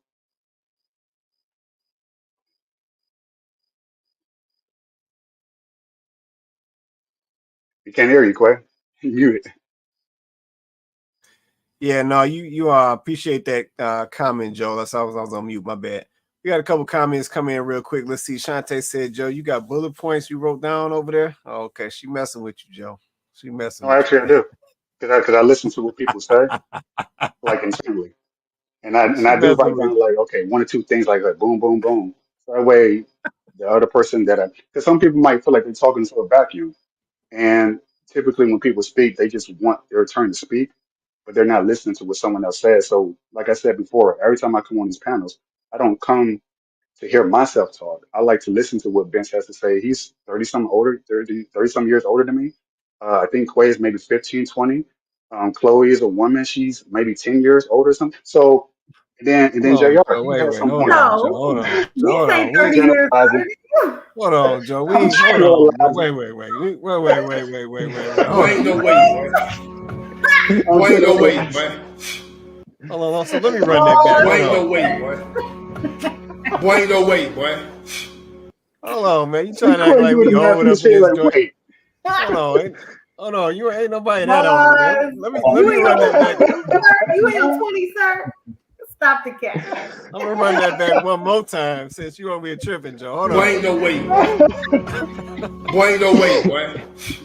No, we ain't that old, man. Don't do us like that, Joe. Let me get some more of these comments. Let's see. Donovan said, let's see, loser men don't make good family men. Okay. I think that was to Cole's comment. Let's see. Eva Wright said, let's see, I did for the first time last week. I was surprised. Oh, she saw a garbage woman for the first time. Yeah, no, you rarely ever see that. So yeah, that's definitely an anomaly, especially up here in Michigan. Let's see. Shante said, let's see, it's male dominated, but we still can do it. Okay. I think she's going back and forth with Eva Wright. Let's see. Eva said, I'm talking about seeing the garbage. Yeah, okay. All right. Okay, cool. All right. See, Tiffany Weaver said, dang, y'all old. You know what? See, you ain't about to do it either, Tiffany. Boy, ain't no way, boy. Boy, ain't no way, boy. We ain't that old. All right. Well, I'm gonna flip us up because I got another one I got to throw on here real quick. I got a little curveball. Because I need to understand something. I see we got a lot of ladies in the comments. So let me switch this up real quick. I got a little curveball. Let me see what y'all say. Or Dominican men. Here we go! I like black men.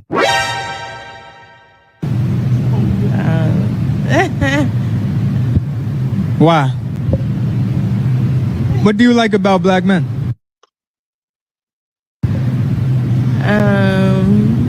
I like everything about them.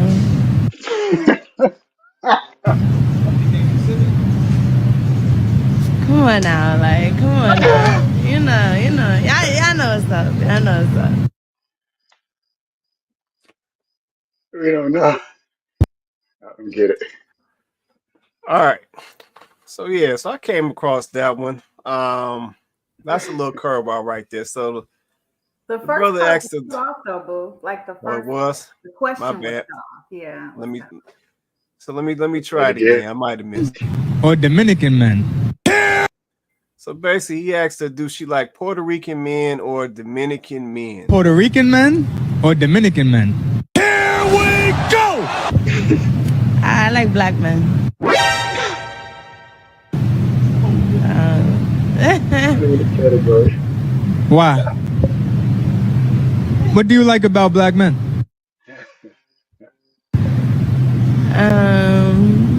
I like everything about them.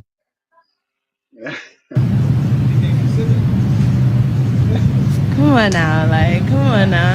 You know, y'all know what's up. Y'all know what's up.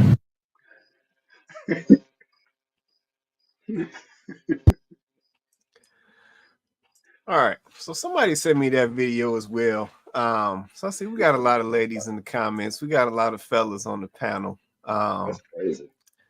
So What is what up with that? does what am I seeing, or what does this young lady, what is she seeing? So right now, I know we talking 50-50, right? But I think this plays into it. This brother is asking her to choose on Puerto Rican men, Dominican men. She bypassed that altogether, went straight to brothers.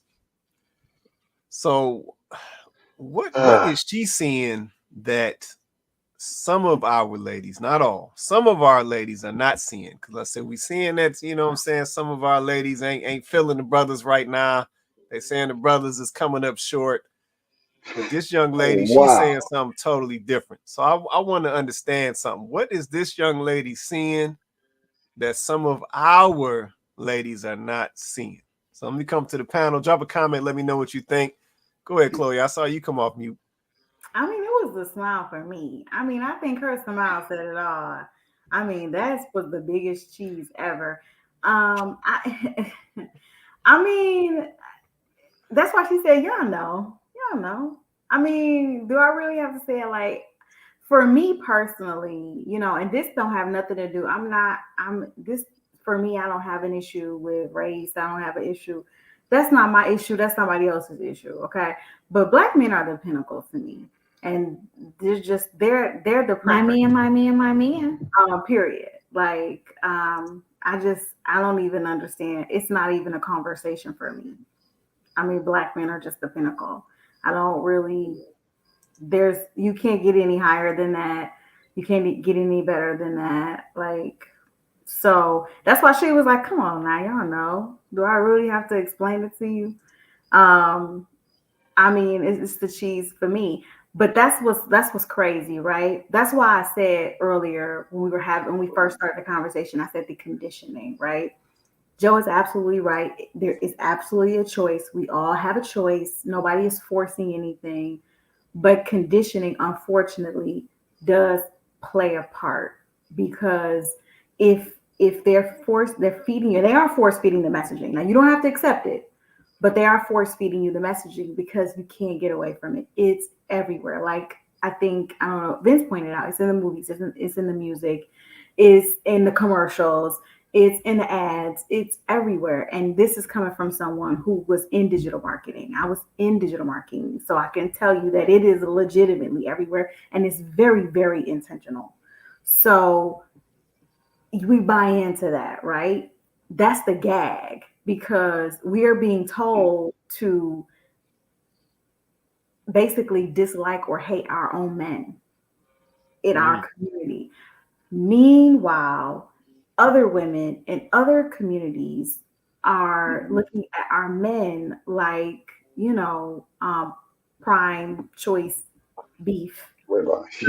Like they're just, other women are coveting our men. Meanwhile, the messaging for us is, what can a black man do for me? What can a black man do for you?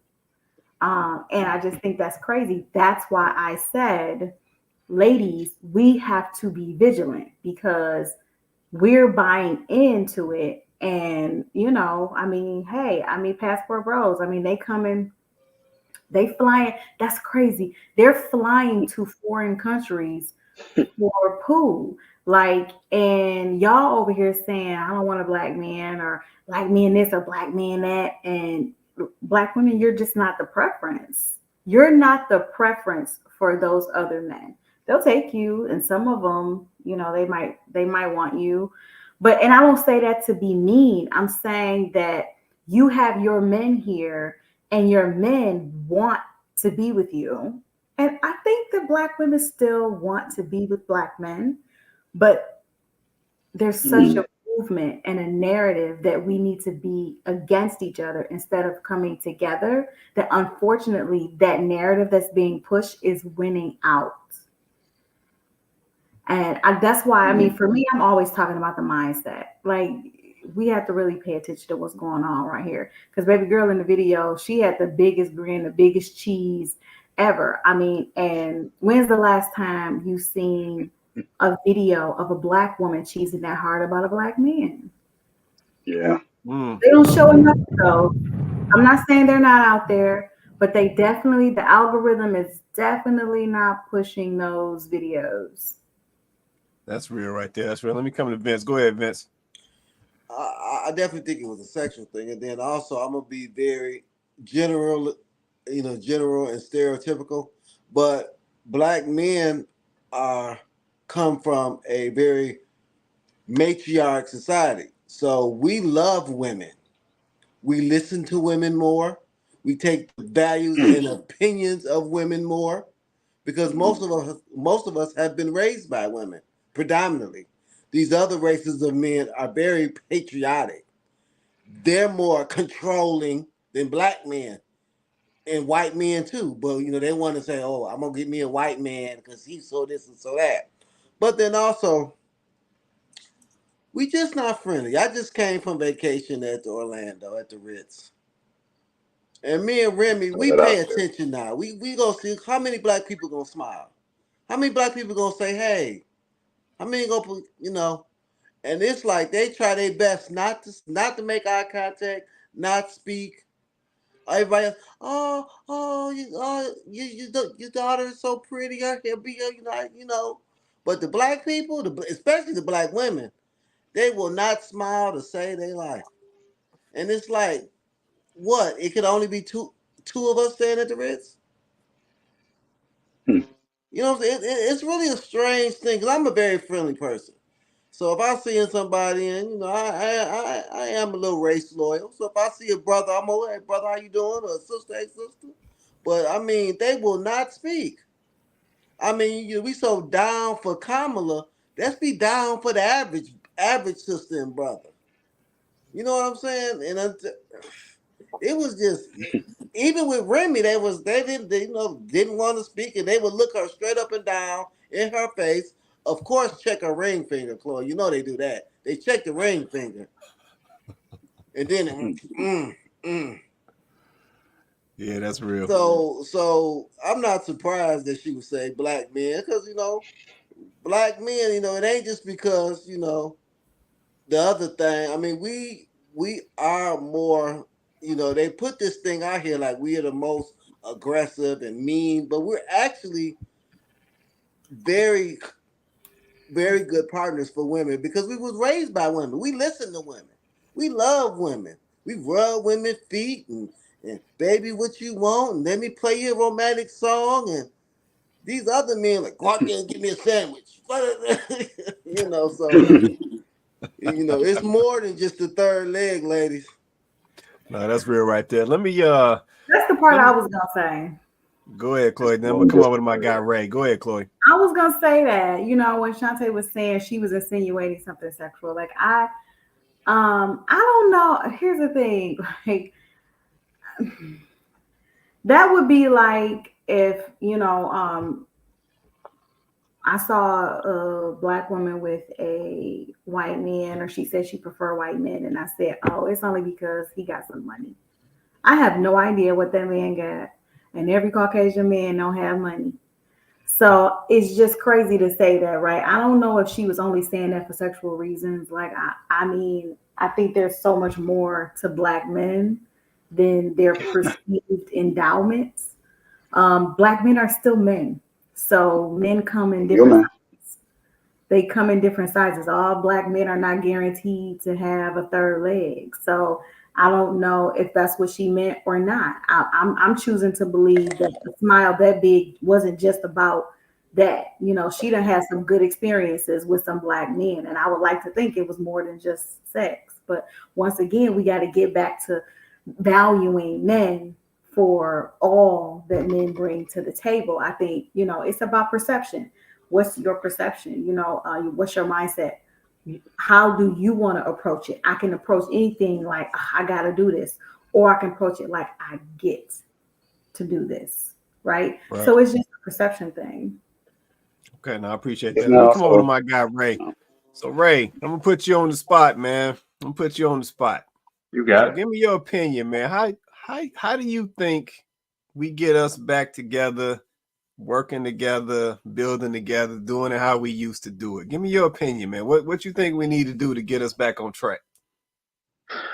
Man, I can't remember his name, man. But like he said, man, when we talking about conditioning, it's a choice, man. It all comes down to a choice.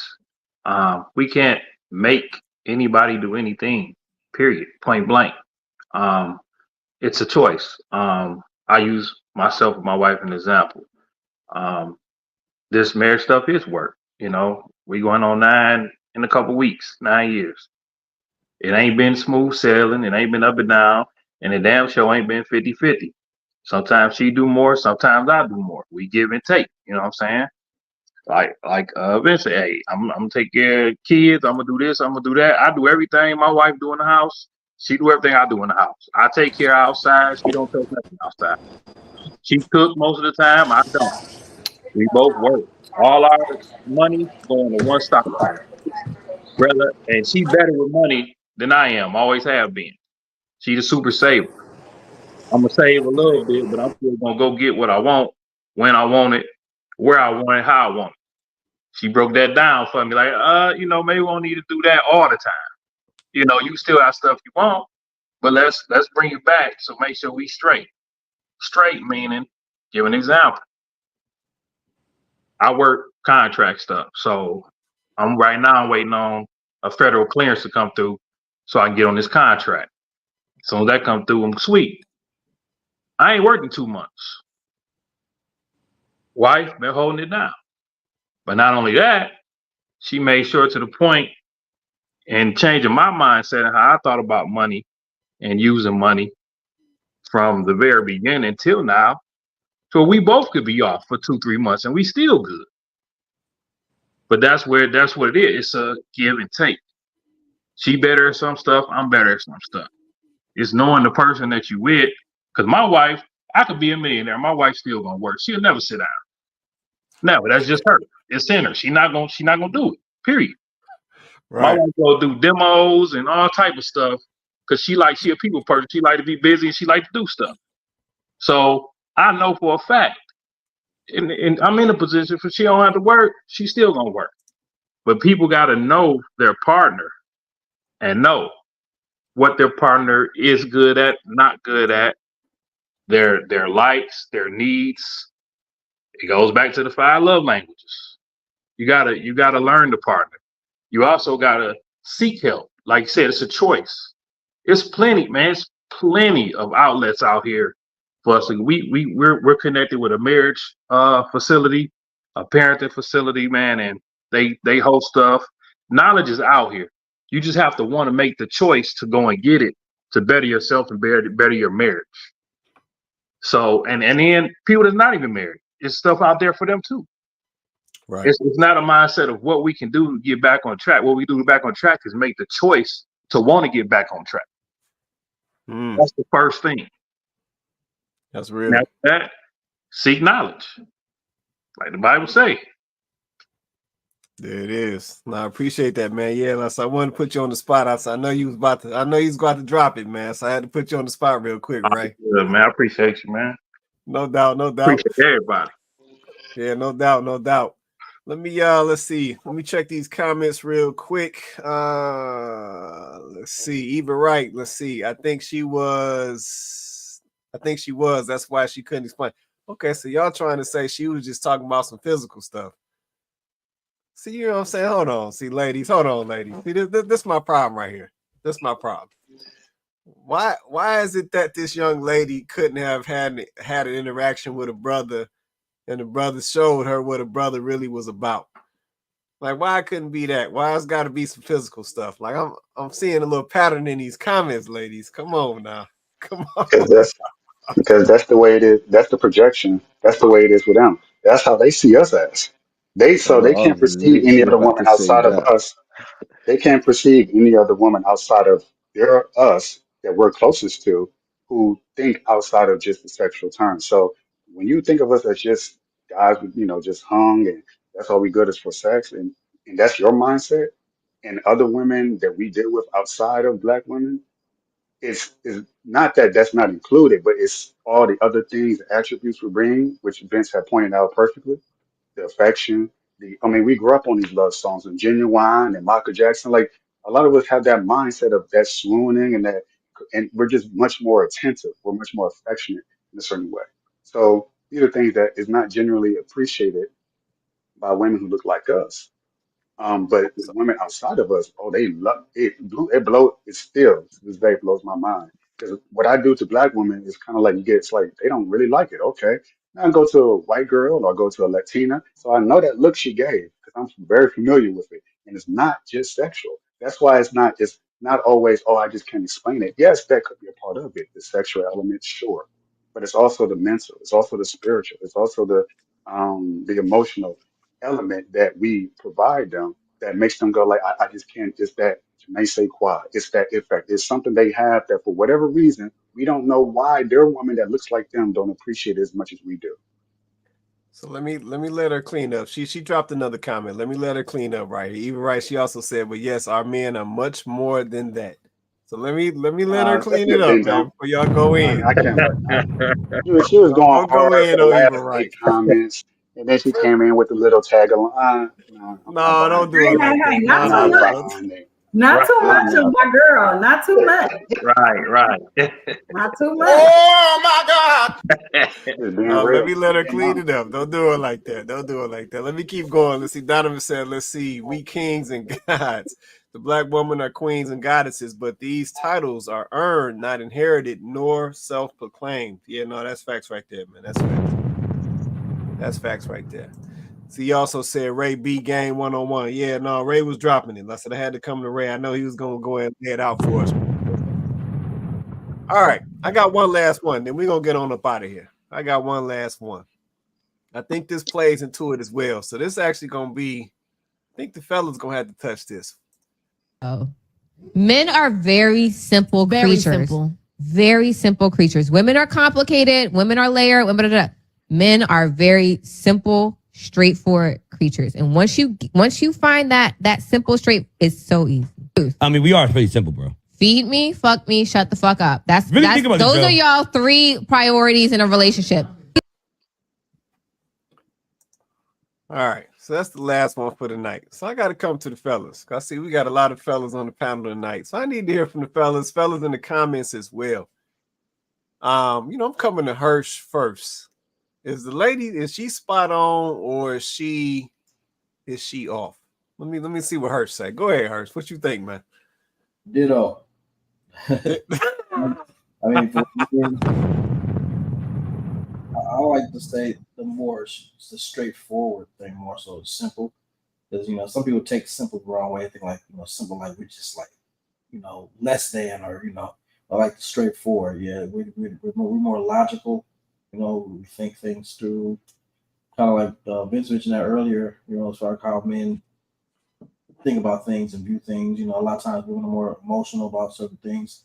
But they're like, we don't get into all that other stuff, man. Just straightforward stuff like basic needs. I mean, and it's not like we're not gonna complain. Like say for example, for me, a woman cooks for me, and let's say the meal may not taste the best as I may want it to taste or something like that. She's not gonna know that.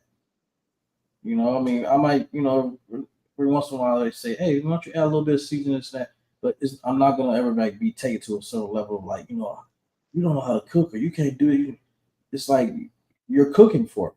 I appreciate that, and so yeah, I mean we don't ask for too much. We do, and then we do like Vince said earlier, like most of the guys on the panel, we do the majority of these other things too. We don't complain. We just we don't ask for much. I know I haven't asked for much, but yeah. So I agree with what she's saying. I mean, again, there's always an exception to the rule, but for the most part, yeah, I'm with that. I mean, it's those 3 things. It's probably a couple more things too, but it's not that much, to please a man. It don't take that much to please us at all. Okay. No, I appreciate that right there. Let me come over to Vince. Vince, what you say, man? She is 100% correct. She 100% correct, man? 1,000% correct. Come on, Vince. I'm gonna tell you this. Black women are the most beautiful women in the world. And I've been a lot of places. Put an 80-year-old black woman and a 70-year-old black woman, that 80-year-old black woman gonna look like she's 50. Still walk around in a 2-piece. Looking good. Sure. It's the attitude. If women would lead with more femininity instead of leading with these jobs and careers, they can get what they want. Young lady was saying that she was dating a fella. And he was working on some houses. He was contractor. So I said, well, why don't you take him something? Why don't you take him some lunch? Just pop up on there, what you doing? Just take him a sandwich and a pop or something. You know what this girl did? Got him some DoorDash. I said, you missed the whole point. Well, he had to eat. I said, you missed the whole point. See, women don't understand. And listen to me before you start to jump to conclusions, because I'm going to spin it around for you. I'm going to give it to you clear. It's not about the meal. It's the act of servitude.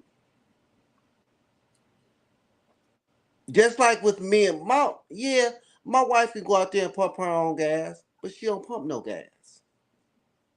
Yeah, my wife go out there and clean off her car, but she don't clean off no car. It's the act of servitude. It's not the actual meal. It's the fact that you took the time to prepare it and give it to me. Meals are made. That's one thing that you put your heart into, is cooking a meal. And if you cook a meal for a man, instead of expecting him to take you to Ruth's Chris, you might get Ruth's Chris the next time. But everybody want to lead with, I got my own money. I got my own this. I have my own everything. I don't need a man. I'm independent. But it don't work for you, though. Because if that was truly the case, then okay, that's 50-50. We go to Ruth's Chris, you pick up the bill. You pick me up for the date. Oh, well, that's not being chivalrous. So what's the female version of chivalry? Somebody need to answer. What's the female version of chivalry? Since men are supposed to be chivalrous, then what's the female version? Drop a comment, ladies. Slavery. Gratitude. Come on, ladies. Come on. I want to hear it. Chivalrous gratitude. That's the female. What's the female version? It's no. So you guys are being chivalrous. Like for men, it's opening up the door, right? Pulling the chair, picking you up on the first date, paying for the first date. So what's the woman's act of being chivalrous? Is it just accepting what we do? No, well, acceptance is a part of it, but it's the way we accept. I think that us being feminine forward is a way for us, is our chivalry. When we're feminine forward, right? We know how to appreciate those gestures that you just mentioned, and we know how to reciprocate that in the form of our femininity, which means when you open that car door, if I'm real old school like that, I'm gonna reach over, boop, and get yours for you. So now you get on in. If I'm really like that, when you pay for that meal, I am going to engage. And look, ladies, y'all can take this however y'all want to, but it is what it is. When we're sitting at that dinner table, I'm engaging with you. I'm smiling. I'm enjoying your conversation.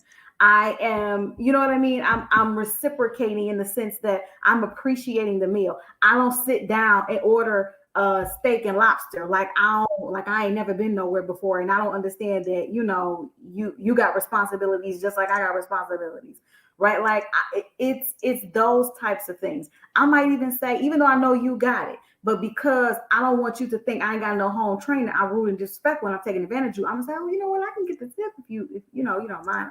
You're paying for dinner, or I can offer, hey, when we go out next time, I want to take you to my favorite place.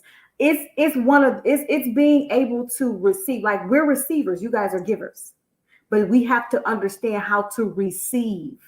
And a lot of us, we don't know how to receive. Our attitudes, unfortunately, have been affected by circumstances, our own poor choices. So we don't know how to receive well. We don't know how to show the feminine version of chivalry, which is submission. It is that. You begin to submit to a man before that man is your man. It just looked different. It's not cooking necessarily, not right in the very beginning. It's not cleaning, not necessarily right in the very beginning, but it's those other things that comes with your femininity. Is you are submitting to his masculine energy. That's how we show up, right?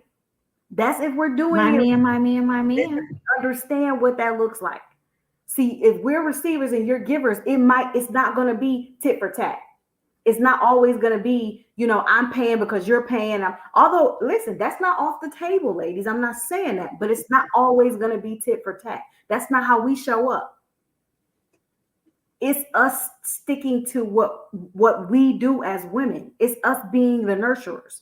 It's us noticing things about you. It's us taking the time. Like, I'm going to sit across from that dinner and I'm going to notice everything you eat. Oh, he like this or he like that. Or he does. So guess what?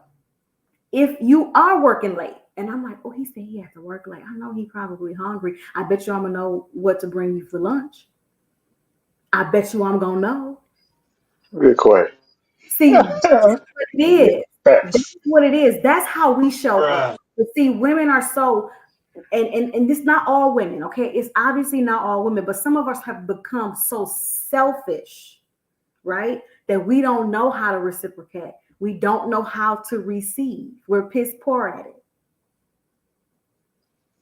I have a question for you, Chloe. Do you have a sister? Asking for a friend. I'm asking for a friend. It's not about me at all. I don't. I don't. Boy, ain't no Only way, boy. girl. My only girl. Boy, ain't no way, boy. What a shame. You I'm the spoke only nothing Man, but facts. you tried it, Joe. You tried it, man. Let me check And in with I see Cole. I see Cole done pop back up. Cole, you want to get some off your chest, or you good right now? You're a little quiet. We can barely hear you. Yeah, barely. Okay, can you hear me now? Yeah, we can hear you now. Go ahead. There was a lot of conversation. I was listening to everything. But I think to the second video, so my take is a little different. In terms of the female, like the smile, to me, it was as if like she was just talking about the D.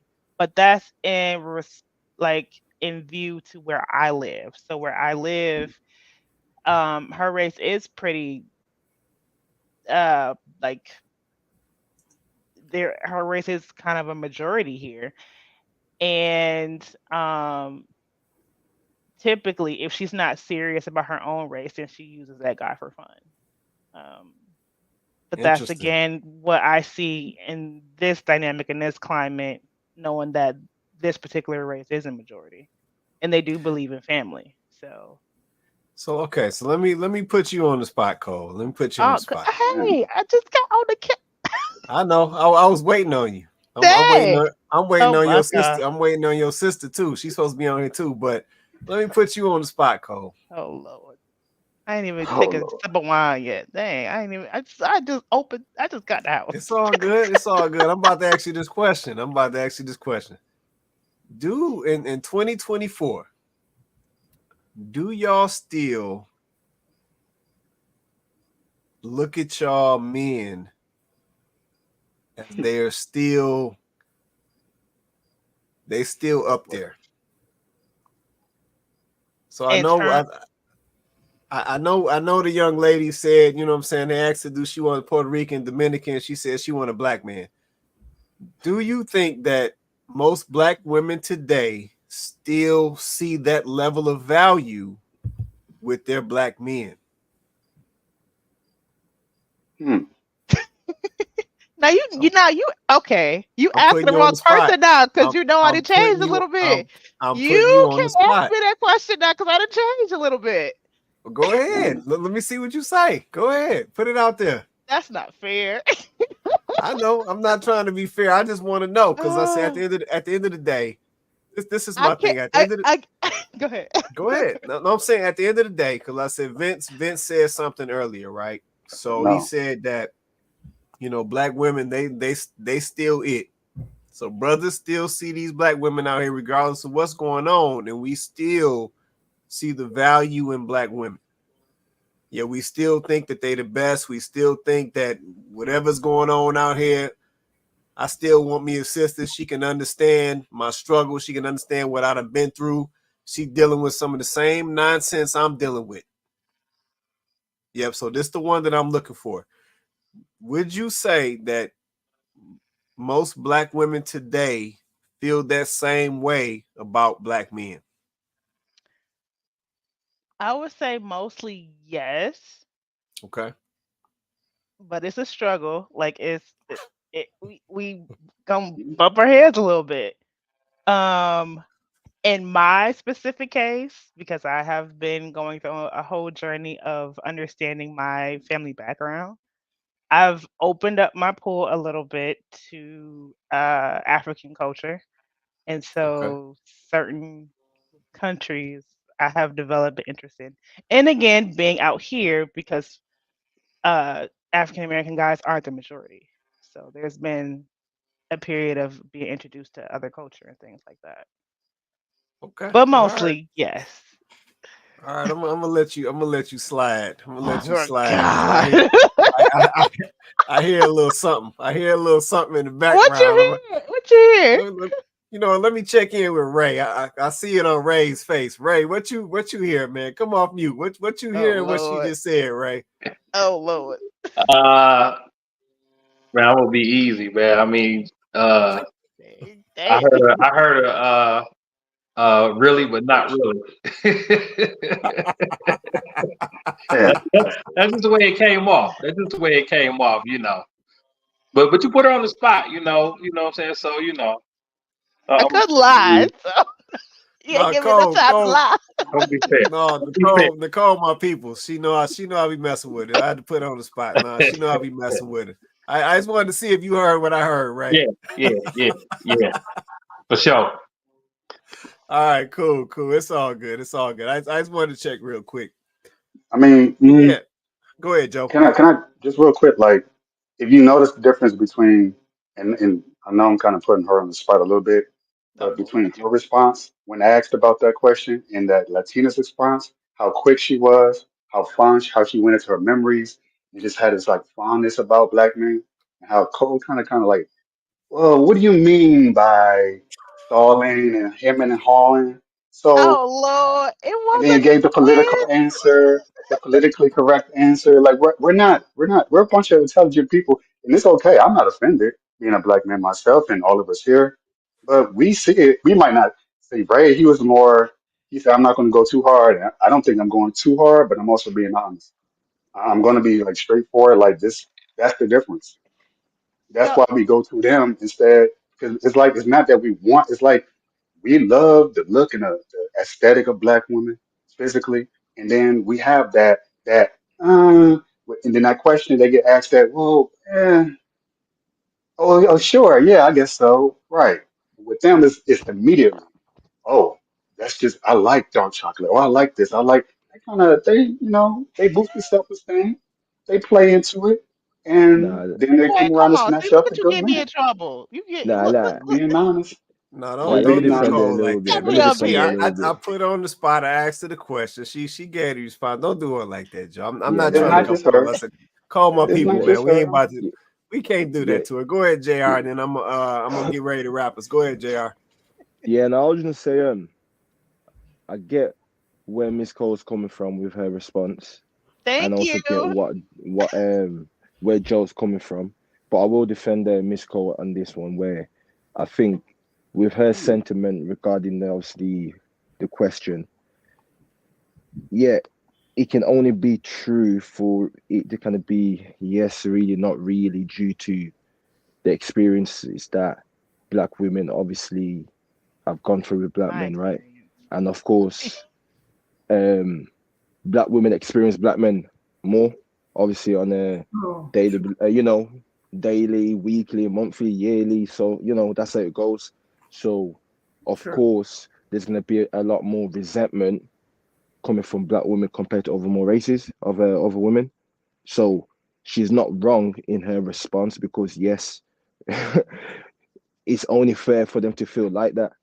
And yeah, we need to obviously improve and obviously, like we always say, come together and come out of that cycle to obviously move forward, right? So when you do ask that question again, let's say in the next 10, 15 years, we're hoping it's going to be different with the next generation coming up. So Miss Cole is not wrong for her response. Okay, no, I She's appreciate not that wrong right with there. how she No, feels. I agree she's not wrong with how she feels, but I don't necessarily agree with the fact this idea that we have to constantly work on ourselves. The onus is always on us to improve. And if we don't, but it's strange because we improve and the standards that they ask us to meet is never enough. But you go to another race of women and it's like, oh, that's way more than what I got before, with even my own race of men. So it's like that's kind of strange. So I think, JR, that perhaps maybe you might be undervaluing your worth and your value as a result of being around a lot of black women who tell you that you got to constantly improve, black man. You have to constantly do this. You have to constantly do that. You get But around other types of women. I don't say It's a that little though. different story. I know you don't. I'm not speaking about you personally, Look, I don't but be I am saying talking that. about the general, the mindset, the Oh yeah, mentality that oh yeah, a no, lot I'm of with black you. I'm women with do you. have. Yeah, and I'm with you. That's what I just said, like in the sense of like that she's not wrong and you're not wrong, and that's what I said, like you know, hopefully we break out of this cycle because I do get what you're saying that yes, we have come a long way in terms of black men improving and whatnot. So I do get that, and of course you're saying that black women are still stuck in that mindset. Hence why I said when we do come together, we're hoping that that ideology about black men still being this, we break out that cycle. And if it's not with us, I'm then saying, okay, cool. We teach the next generation of, okay, we are improving. Cool. So let's make this work. And of course, the mindset shift will obviously be different in the next 10, 15 years. Hopefully. Does that make sense? So I'm not saying that what you said is wrong at all. So I do get where you're coming from as well. Possibly. Yeah, that's real right there. No, I appreciate that right there. Yeah, I'm gonna get ready to get us out of here, but I think we got work that we got to do on both sides. Yeah, but I said I think we've absorbed so many negative views on each other. I think that and I think, Vince made this point earlier, we talk about being partners, but it's like when we actually think about it down at the foundational level, we don't even truly move like partners. Yeah, that's where this whole 50-50 conversation comes up. Yeah, but if we was truly partners, then it's like, hey, you put your piece in, I put my piece in, and this is what we do. But we still don't even want to move like that. Yep, and that's why I say I know that we've absorbed so many things that are keeping us separated, that are keeping us apart. And it's really skewed our mindsets to where we don't even truly appreciate the value in the woman. We don't truly appreciate the value in the man. So we just try to wing it, or we try to survive on our own. And like I said, going back to video number 1, folks struggling out here. Yeah, folks working 2-3 jobs, trying to make it work. Credit card bills killing them. Mortgages killing them. Grocery bills killing them. And it's like the whole time, if we just sat down and thought about what we were doing and adjusted how we were looking at things, we might be able to secure our significant other, come together, mesh all our resources together, and make it out here. Because at the end of the day, a lot of folks, they feeling a little struggle, but they ain't felt it yet. Yep, it ain't got as ugly as it's gonna get out here. We just getting started.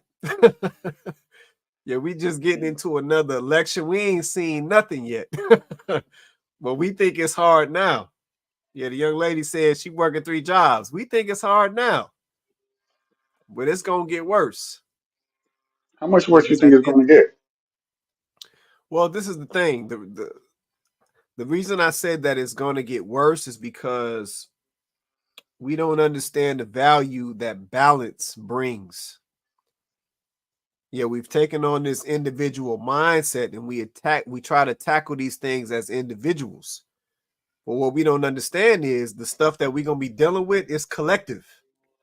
Yeah, this financial stuff that we're dealing with is collective. It's all type of people that's tied to that, to why we out here, our little money ain't going nowhere. Yeah, but it's all types of people tied to these mortgages and how much we paying out in these mortgages. It's all types of people tied to this debt that we paying out every month. Yeah, but we try to approach it as an individual and then wonder why we fail. Yeah, but at the end of the day, once again, going back to the beginning, we was created to complement each other. Yeah, there's a skill set that a woman brings to a man. There's a skill set that a man brings to a woman. Yep, that's when we complete. That's when we can go out here and essentially, as some people like to say, that's when we can go in here, go out to battle and do what we got to do. Because she got that piece covered, I got this piece covered, and we stronger in numbers. But we taking on this individual mindset, and that's why we out here getting swallowed up. If I'm gonna be honest, that's why we out here getting beat up. That's why it's 2 and 3 jobs. Yep, that's why I struggle. That's why the young lady said, bring that 50-50 back, bring that back. Like, that's why she's saying that. Because by yourself, you can't cover all your bases. You can't cover all your angles. Yep, as a man, I'm looking at A, B, and C over here. But my lady, she got, C, D, and E covered. Because that's what she's seeing. And vice versa. She's seeing C, D, and E, and I'm over here looking at A, B, and C. I got that covered because that's what I'm looking at. And see, when you put all that together, that's your strongest defense. That's your most solid foundation. And that's how you're going to make your most progress. So But it is what it is. At the end of the day, like I said, we gonna need each other. And I said, until we realize that, it's gonna be hard out here. But man, let me circle around to the panel. I got to get us up out of here. We've been going for a little minute. I'm gonna go come across top, hit the bottom, then we out of here. Chloe, you want to say anything before we get out of here for the night? Yeah, I would just say, speaking to the topic of the 50-50, I think that once again, we got to look at this differently.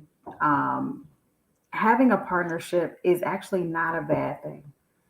Being a partner is not a bad thing. It's unfortunately the way we have redefined,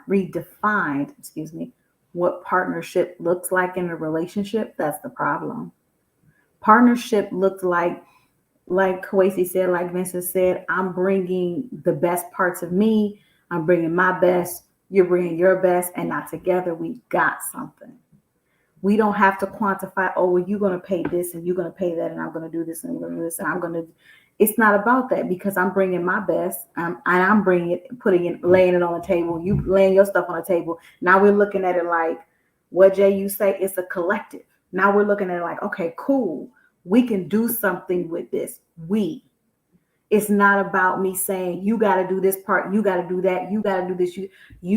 It's not about saying stuff like, well, I'm doing more because I'm with the kids all day, and you get to leave the house and go to work, and you don't have to deal with the kids all day. Once again, it's about your perspective. Both people are making sacrifices, whether you're working full-time outside the home or you're working full-time inside the home. Sacrifices are being made across the board. Who cares who doing what when? Why does it matter? That's when we start to see the selfishness crop up. That's when we start to see the me. And then that's when it becomes a problem. It should be about what's best for both of us, not what's best for us as individuals. Because to be in a married relationship, or even in a long-term relationship where you guys are courting or dating or whatever the case may be, you have to be interdependent, not independent. Oh, I'm independent. No. You can be independent when you're single. But if you're trying to be in a relationship, you are interdependent. You cannot be independent in a relationship. That's an oxymoron. It don't work. And I think that we're attacking relationships just in an unhealthy way in general. And that's why I'm always going to talk about your mindset. If we want to talk about 50-50, let's lay financial to the side for a minute, and let's start talking about some of this other stuff. Because I'm gonna be honest with y'all, it's a whole, don't get me wrong, the economy is tight, and yeah, like Quay said, it's going to get worse. It is going to get worse. I know some of y'all don't believe, but have you read the book of Revelations? We know where this is going. And it's not going to get better until it gets worse. Way worse. And y'all talking about financial stuff, ladies, the ones who are saying it, the ones who are specifically talking about that, let's walk this out. When they start taking all your rights away, because that's coming, they're chipping at them one by one. When they start doing that, and you up in the crib, and it's survival of the fittest, because like y'all said, inflation be inflating, and somebody ain't got it, but they know you do. And they like, oh, she an easy target. You know why? Because she's by herself. They coming for you. I bet you ain't gonna worry about that man was making 70K, 80K, 50K, 60K. You would want that man there. You're gonna want him in there. Because he's going to stand between you and whatever that threat is. Yeah. It's more than financial. You guys are easy targets because they have taken your provision and your protection away from you. And you allowed them to do it. Like Joe said, it was a choice. And then they got you thinking, you always wanted that. That's the game. They got you thinking that's what you really want. You want to be alone. You want to be a cat lady. That's what you want for yourself. They got you thinking you want it. They got you convinced. So I'm always going to speak to the mindset, because for me, it's about wake up. We need to wake up. We got to have these conversations because we have to bring awareness. But okay, now we've had the conversation. Now what? That's real. That's real right there. Appreciate that closeout. Hirsch, it's on you, man. You want to say anything before we get out of here, man? Yeah, I mean, it's all about perception in my view. I feel like I just wish that, if we had our different perceptions, if we improve our way of thinking about certain things, the way we view things, it'll make a lot of things a little, flow a little easier. And I'll just use one example, just the whole control thing. When I hear the narrative a lot about this whole control thing, it's like we've turned that word control into a bad thing, And I mean, you have to just go back to the basics of the definition of what control is. It's like, for example, if I didn't have control of the steering wheel of my car, I crash or swerve over and fall over or drive in the ditch. So there has to be some form of control. Like if it's me and my wife in the car, I can't have her sitting on my lap, or I can't be sitting on her lap. We both can't drive the car. One of us is going to have to drive the car and could take control of it. And that's not a bad thing. You know what I'm saying? So there has to be some form of control in every area, and it's not, so it doesn't be looked at as a bad thing. And once the person understands that, I think they can become more allowing of certain things and more submissive, and in both areas. More willing and more open, and not viewing it like somebody's trying to take from you or take something from you or take your rights from you or take control of you. You know what I'm saying? You should want to have some form of control in your relationship, in your marriage, especially if you want to go by the standards of like a husband and wife thing, as far as how the Bible views as the man being the head. I mean, if you really want a good marriage, you'd want that. And you'd understand that that's what the head does. Sometimes the head does take the reins and says, look, this is what we're gonna do for this family over here. I see what you're trying to do, what you're thinking, but as me, the head, at the end of the day, it's gonna fall back on me. So let's roll with this. And then the man, trust me, any man that has that mentality, has good intentions, they're never gonna steer their woman wrong or their family. They're gonna take good care of them. They're gonna make sure they're A1, And so it has to be a trust thing. You have to trust that. And again, but it starts with the whole perception of it. Like it's that word control. I've been told many times when, in different relationships in my area, that as a way to, to say what my flaws were, they throw that control thing out there. You just want to control this, you want to control that. And it's like it's a man's nature to do what they're viewing as being negative. So and I've never abused anybody in any type of way. I mean, trust me, I don't want to be. I already got to take care of a child. I already got to take care of myself. I'm not trying to take care of nobody else, like in the way of like controlling every single thing. You know what I'm saying? It's just, but again, it's the order of things. So so it's about perception. If we start, viewing things in different ways, more positive ways, we'll be able to work together a little better. But it's going to take a while for that. I mean, we got to get back to that because it's been damaged and tainted for a number of years, a number of generations actually. Ever since they made it where they made males as a bad thing to be in the house. Like they couldn't get the government aid and assistance. Having a guy, having a man. So it's just but we got a lot of work to do. But these panels and things kind of I think can help. With I'm always an optimistic person, so hopefully the new younger generation will listen to, I guess, like you said, the OGs, and we can work it out and get it together. But it's about perception. No, that's real. Appreciate that right there. Let me come over to Vince. Vince, what do you want to say before we get out of here, man? Yeah, I want to denounce this thing as 50-50. It's 100. It's 100. You bring everything you have. Just like the man with the talents. You bring everything you have. You leave nothing. You know, me and my wife have a thing where I'm gonna love you more than you love me. Every day, I'm gonna love you more than you love me. I don't match energy. I bring the energy up. She's down. I'm gonna come in and say, "How can I love my wife today?" Okay, ooh, Jewel getting on her nerves. Let me go ahead and take Jewel for a walk. Let me go ahead and get Jace down. If she say, you know, I've had a bad day, she say to the kids, okay, leave dad alone. He needs some time to wind down. Because we just go out and love each other. It's not this 50-50 thing where I'm just going to do what she, no. Some days I'm giving more, some days she's giving more. So we got to get out of this, especially this financial thing, because I don't even understand it. Because most of these women, you already doing 100%. So if he come with 30, that's 30% off you. You still cooking, you still cleaning. But see, the problem is too, a lot of these women are not housewives. They're not homemakers.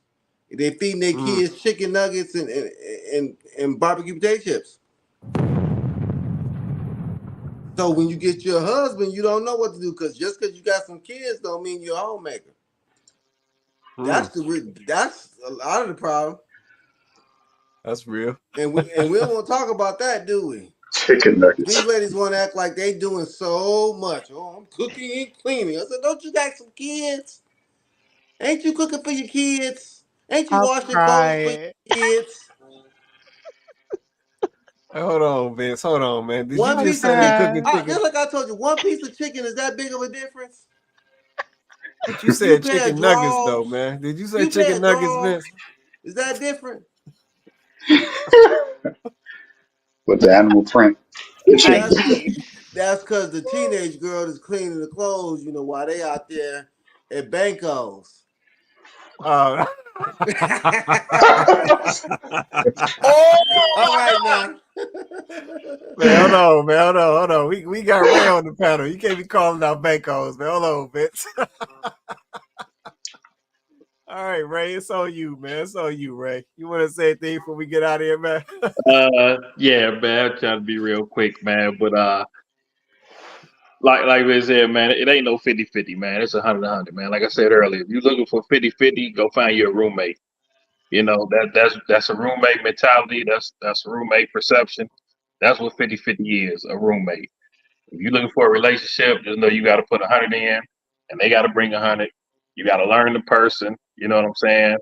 You got to date. You got to court. You got to do all that, man. And like I said earlier, there's stuff out here to help people, help themselves, help you as a couple, help you in marriages.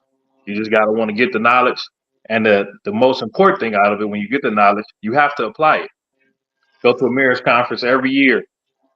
And I know some couples that go to it every year, and they go back in the same place that they were before because they went and got all the knowledge, but didn't apply one drop of it. And that's what we try to do. I say me and my wife, we try to at least apply 2 or 3 things a week from whatever we learned or whatever we got it from, so that we'll keep bettering ourselves and bettering each other in this marriage. And like he said, you outdo each other, man. You always, as long as you trying to outdo your mate, your spouse, your girlfriend, your boyfriend, it can't do nothing but get better. Period. That's just it. And then I wanted to hit on the video of the Dominican girl, whoever she was, I'm not for sure, and the black man. I can't remember who said it, but they said that, you know, black women have been around black men their whole lives. They haven't. So their culture, like someone else said, it is totally different from ours. They don't have opinions. They don't get respected. They half the time they don't get loved. In fact, then I worked with somebody that was of another origin, another race, and I said, "Yeah, I'm gonna get my wife's opinion on that." And he said, "What? Your wife? What are you gonna ask your wife for? What you think about it? Your wife has an opinion in your household?" I said, "Yeah. Why doesn't she? She in it. She running it when I'm not there. So yeah, she does." And you know, we had a big debate, and you know, over that. And that just goes to shows that, you know, the way they grew up when they run into us, because like I said, we love our women, we nurture on our women, we do stuff for our women. They're not used to that. And I'll give you a prime example. Culture, black on black. I'm in Texas, for those that don't know. I'm from Detroit. I grew up in Detroit, born and raised. I came down here, went to a bar, and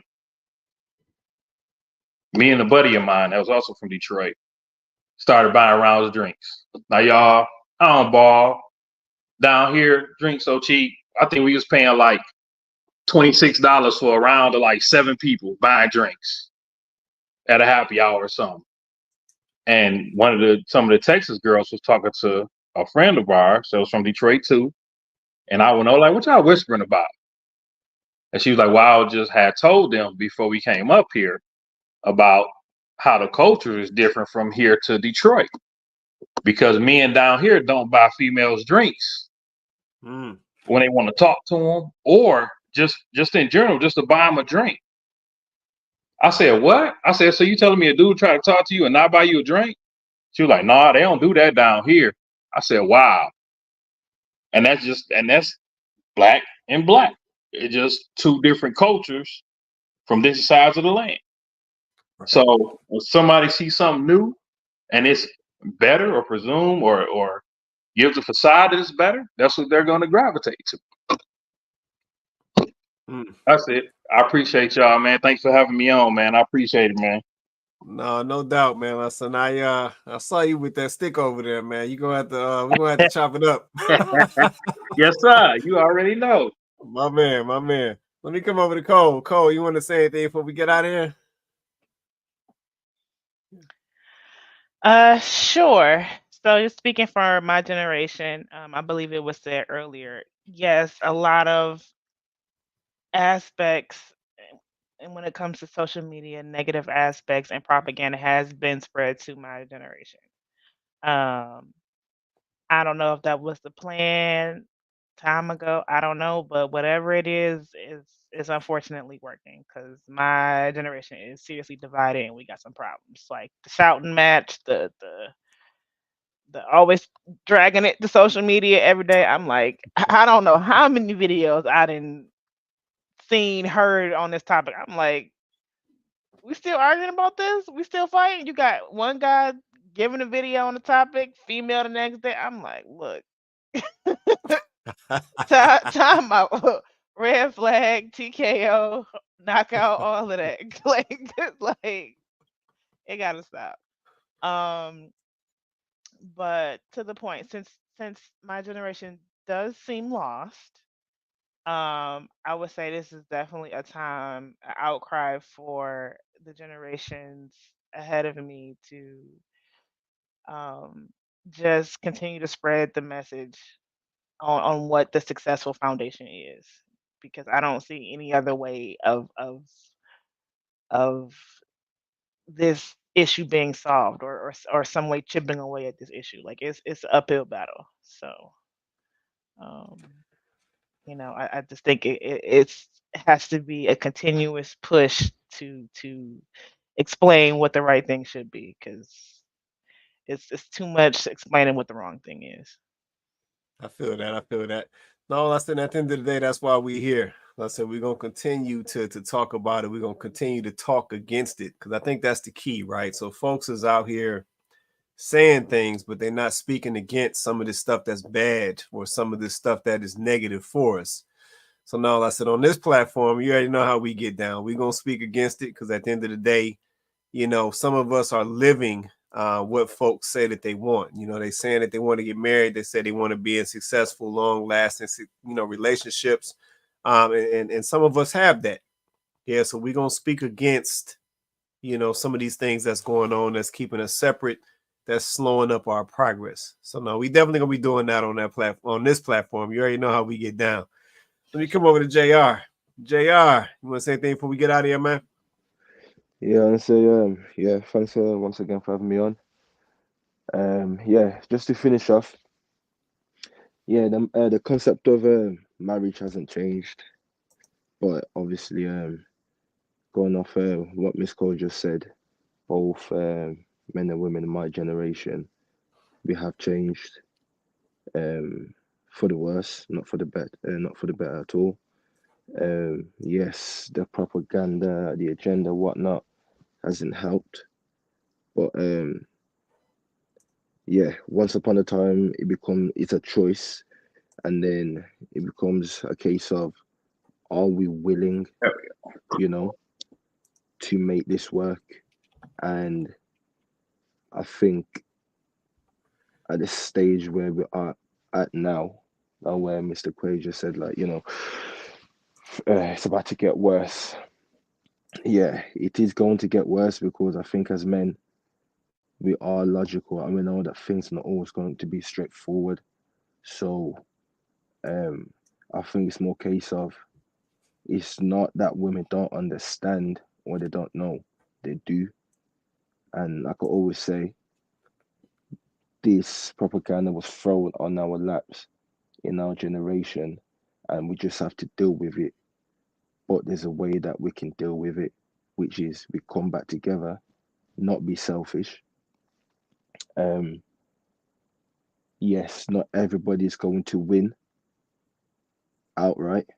Only a few can. But for the ones that, you know, life is hard or it's going to stay hard, okay? It's not about me or you, as it shouldn't be anyway. It should be about the family. Let's get together. Let's make this work for the next set of generation, even if me and you can't win. Let's at least set up the next generation to be in a better position to take it on, and then hopefully they can carry it on, and then they can pass on that, that baton, and then the next generation, and so on and so on, can win. And at least we can say, you know what, we just put in a foundation for that, and that's what we had to do in our situation because we just couldn't win. And I think that's where, if we get to that mindset today, hopefully, things will work out better for the community, and then, you know hopefully life will just be better for us. Not everybody's gonna get there, but let's at least try. Thank you. That's real. That's real. And I appreciate that closeout. Joe, it's on you, man. You got the last one, man.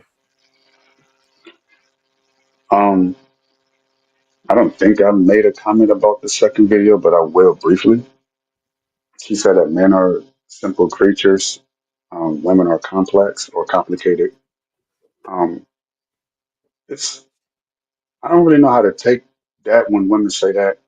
It's almost as if the complexity that they perceive themselves to have is of a perhaps greater intelligence, or they're able to have deeper thoughts or deeper meanings about things. But when they refer to man, they say, oh, they just want to be fed. They just want to have sex and they just want the woman to shut up. And I think that's a very basic way of thinking about men. Um, it's very basic, and it's kind of disrespectful to me. Because like I said, the implication is that, oh, they're simple, or just feed them, f them, and shut up. But we got all these other qualities, and you have to try to figure us out like a Rubik's cube, and so that kind of implies that we're not that like we're just brute apes running around like Homer Simpson all over the place. And I don't think it's intentional, but I think that's just kind of the narrative that they've been fed for a lot of their lives. And so they go around treating men as such, thinking that that's all we require. And then they wonder why a lot of men don't keep them on board because they think that all they have to do is those three things, but it's the context of those three things. Um, Vince said earlier that there's a difference between feeding a man and saying, "Oh yeah, that's a great idea. I'm a DoorDash him something," and her taking the time to actually prepare a meal from the heart and nurturing that man and going to her job personally, making a show of it. Hey, this is my man, and this is my food I'm bringing for him. That's something. That's something different. My man, my man, Um, my man. and when it comes to intimacy, it's more to it than just saying, "Well, I'm married. It's my duty to have sex with this man. He wants to do it, so let's just get it over with." And the woman being into it, being passionate, wanting it as much, if not more, than he does. And then there's a difference between I think I'm onto something. Um, we want a woman to shut up if she doesn't have anything worthwhile listening to. She doesn't have anything to say. If she has something of value to say, then 10 times out of 10, I want to hear her opinion. I want her insight because it's going to come from a different place than where I might be coming from a more maybe left brain perspective. If she has an intelligent right brain perspective, it's like, oh, I haven't considered that. And I will factor that into my overall decision. So I only want you to shut up if you're not very intelligent or you say a lot of foolish things that doesn't make any sense. You then become the trophy wife in a sense. So we want a woman's value, input, and opinion on things that matter, but she has to have that level of intelligence. So when they reduce us to just feed me, F me, and shut up, and say that's all men want, then we don't end up keeping you in the long run. We end up treating you as such. Very simple. Secondly, what was I going to say? That's about it. Okay. Well, no, I appreciate that right there, man. Just to go ahead, Hirsch. Just real quick, I just want to make a comment real quick. I know just off topic. So, for the JR and Joe, I just wanted to say that, you guys are like the younger generation. I hear a lot of wisdom in both of y'all. I just want to give y'all some encouragement. And, y'all are going to be the difference. You know what I'm saying? I see good things with y'all over the, say fast forward 10, 15 years from now. So just keep doing what y'all doing, man. I just wanted to give y'all props. And pretty soon there'll be someone else on the panel Thank calling you, me an thank you. old school. Just the other day, this guy who's like in his mid-20s, I've never had this happen before. I'm 35, and this guy said, "Man, you look fly, OG." I was like, "OG." Like I never thought I'd hear the day. I never thought I would ever. Oh It man. shocked me. I was like, "Thank you." Boy, ain't no way, boy. Boy, I ain't no way, appreciate boy. it. No, you know what? Let me validate that. Now I appreciate you doing that, Hirsch. I think that's important, right? So, some of the folks who are coming behind us, they're looking at it a little differently. Yeah, they're looking at it as, what, hey, we gotta come out of status quo and we gotta do something a little different, right, to get to better results, right? So like I said, salute to Joe, salute to JR. To just, once again, seeing this thing a little differently. So now I'm glad you did that, Hirsch. But yeah, I'll just say this and then we'll get out of here. The video that I played about the young lady talking about men are simple. I played that for a reason, right? I think that's a part of the issue. Yep, from my perspective, I don't think men are simple. I think men know what they want. I think men know what they're willing to tolerate. But I don't think that they're simple. Yep, I know she said feed the man, F the man and shut the F up. I don't even think men want you to shut the F up. I think men want you to know or be mature enough to know when it's time to say something and when it's not. Yep, that's a difference, right? But at the end of the day, I don't think men are simple. And I think that's part of the issue. I think that we have pushed this narrative that men are simple. So men have been dumbed down to just want some food, want some sex, and that's it. Yep, and that's how we approach things. And that's not all that men are about. Yeah, men are looking for substance. Men are looking for support. Men are looking for, women who bring value to the situation. Men are looking for legacy. Lesson. There's so many things or so many additional things to men, but we try to keep dumbing it down to just some sex and some food and you being quiet, and that's all a man wants. Yep, and that's a problem. That's a narrative that we pushing. Yeah, so men are not simple. To Joe's point, we ain't simple. A lot of these fellas are very intelligent, intellectual men. Yeah, building families, creating structure, protecting and providing. That's way more than sex and food. So yeah, that was one of the reasons why I played that video, because at the end of the day, I think once again we have to unlearn and relearn some of these things that we've absorbed. Yeah, we just have absorbed these things and we want to make them normal, but they're not. Yeah, this whole 50-50 discussion and working together, it's okay to work together. Yep, it's okay to partner up with somebody and build. Building is still okay. Yeah, that's how a lot of us used to do it. We met each other in our teens and our 20s. You know what I'm saying? Put them little folks was making their little $20,000, $30,000 a year, working a little restaurant job. You know, for my Detroit fellas, you know, you had your Sibley's job, selling your, you know, say your Gore-Tex, your Rockport joints. You know what I'm saying? But you put your money together. She was working at Forever 21. She put her money with it, and y'all made it work. First step was an apartment. Yeah, Mr. Allen's first step was an apartment. It wasn't a house. It was an apartment. Got your apartment together, stacked your little cheese up. Then y'all moved to a little crib. Got y'all a couple little cars popping. Next thing you know, some little babies popped out the equation, and y'all was doing what y'all do. And there's nothing wrong with that. For some reason, today in 2024, we frown on that. But what we don't realize is that's how that process right there that I just described, that's how a lot of us got here. Yeah, that's how a lot of us are sitting on this panel right now. We got here through that process. That's true. So yeah, we got to keep it a buck, and we got to get back to the things that work. I said, I think we for some reason we try to frown on the things that used to work, almost like it's beneath us in 2024, and it's not. It's just proven. Yep, I got Ray on the panel right now. Yeah, Pops was working at the Bankos, and Bankos made it happen for the family. And that's how the family had, you know, was able to do what they do. But somehow, for some reason, we've tried to stray away from those base foundations that got us to where we are today, to how we even able to have this conversation right now. So yeah, we got to get real, man. We got to get back to the basics, and we got to get back to what works. But man, shout out to my panel. Shout out to Chloe, Hirsch, Cole in the building, Joe, JR, my guy Ray, my guy Vince. Appreciate y'all holding me down on the panel. Definitely can't do it without y'all. Shout out to everybody in the comments as well. This is Kandid Konvos. We do the show every Wednesday night, 8:30 Eastern Standard Time. We go live on YouTube and Facebook. So definitely, if you haven't already, like, share, and subscribe. We here every Wednesday, 8:30 Eastern Standard Time. But man, with that being said, we out of here for the night. Everybody have a good night, and we're going to catch you guys next Wednesday.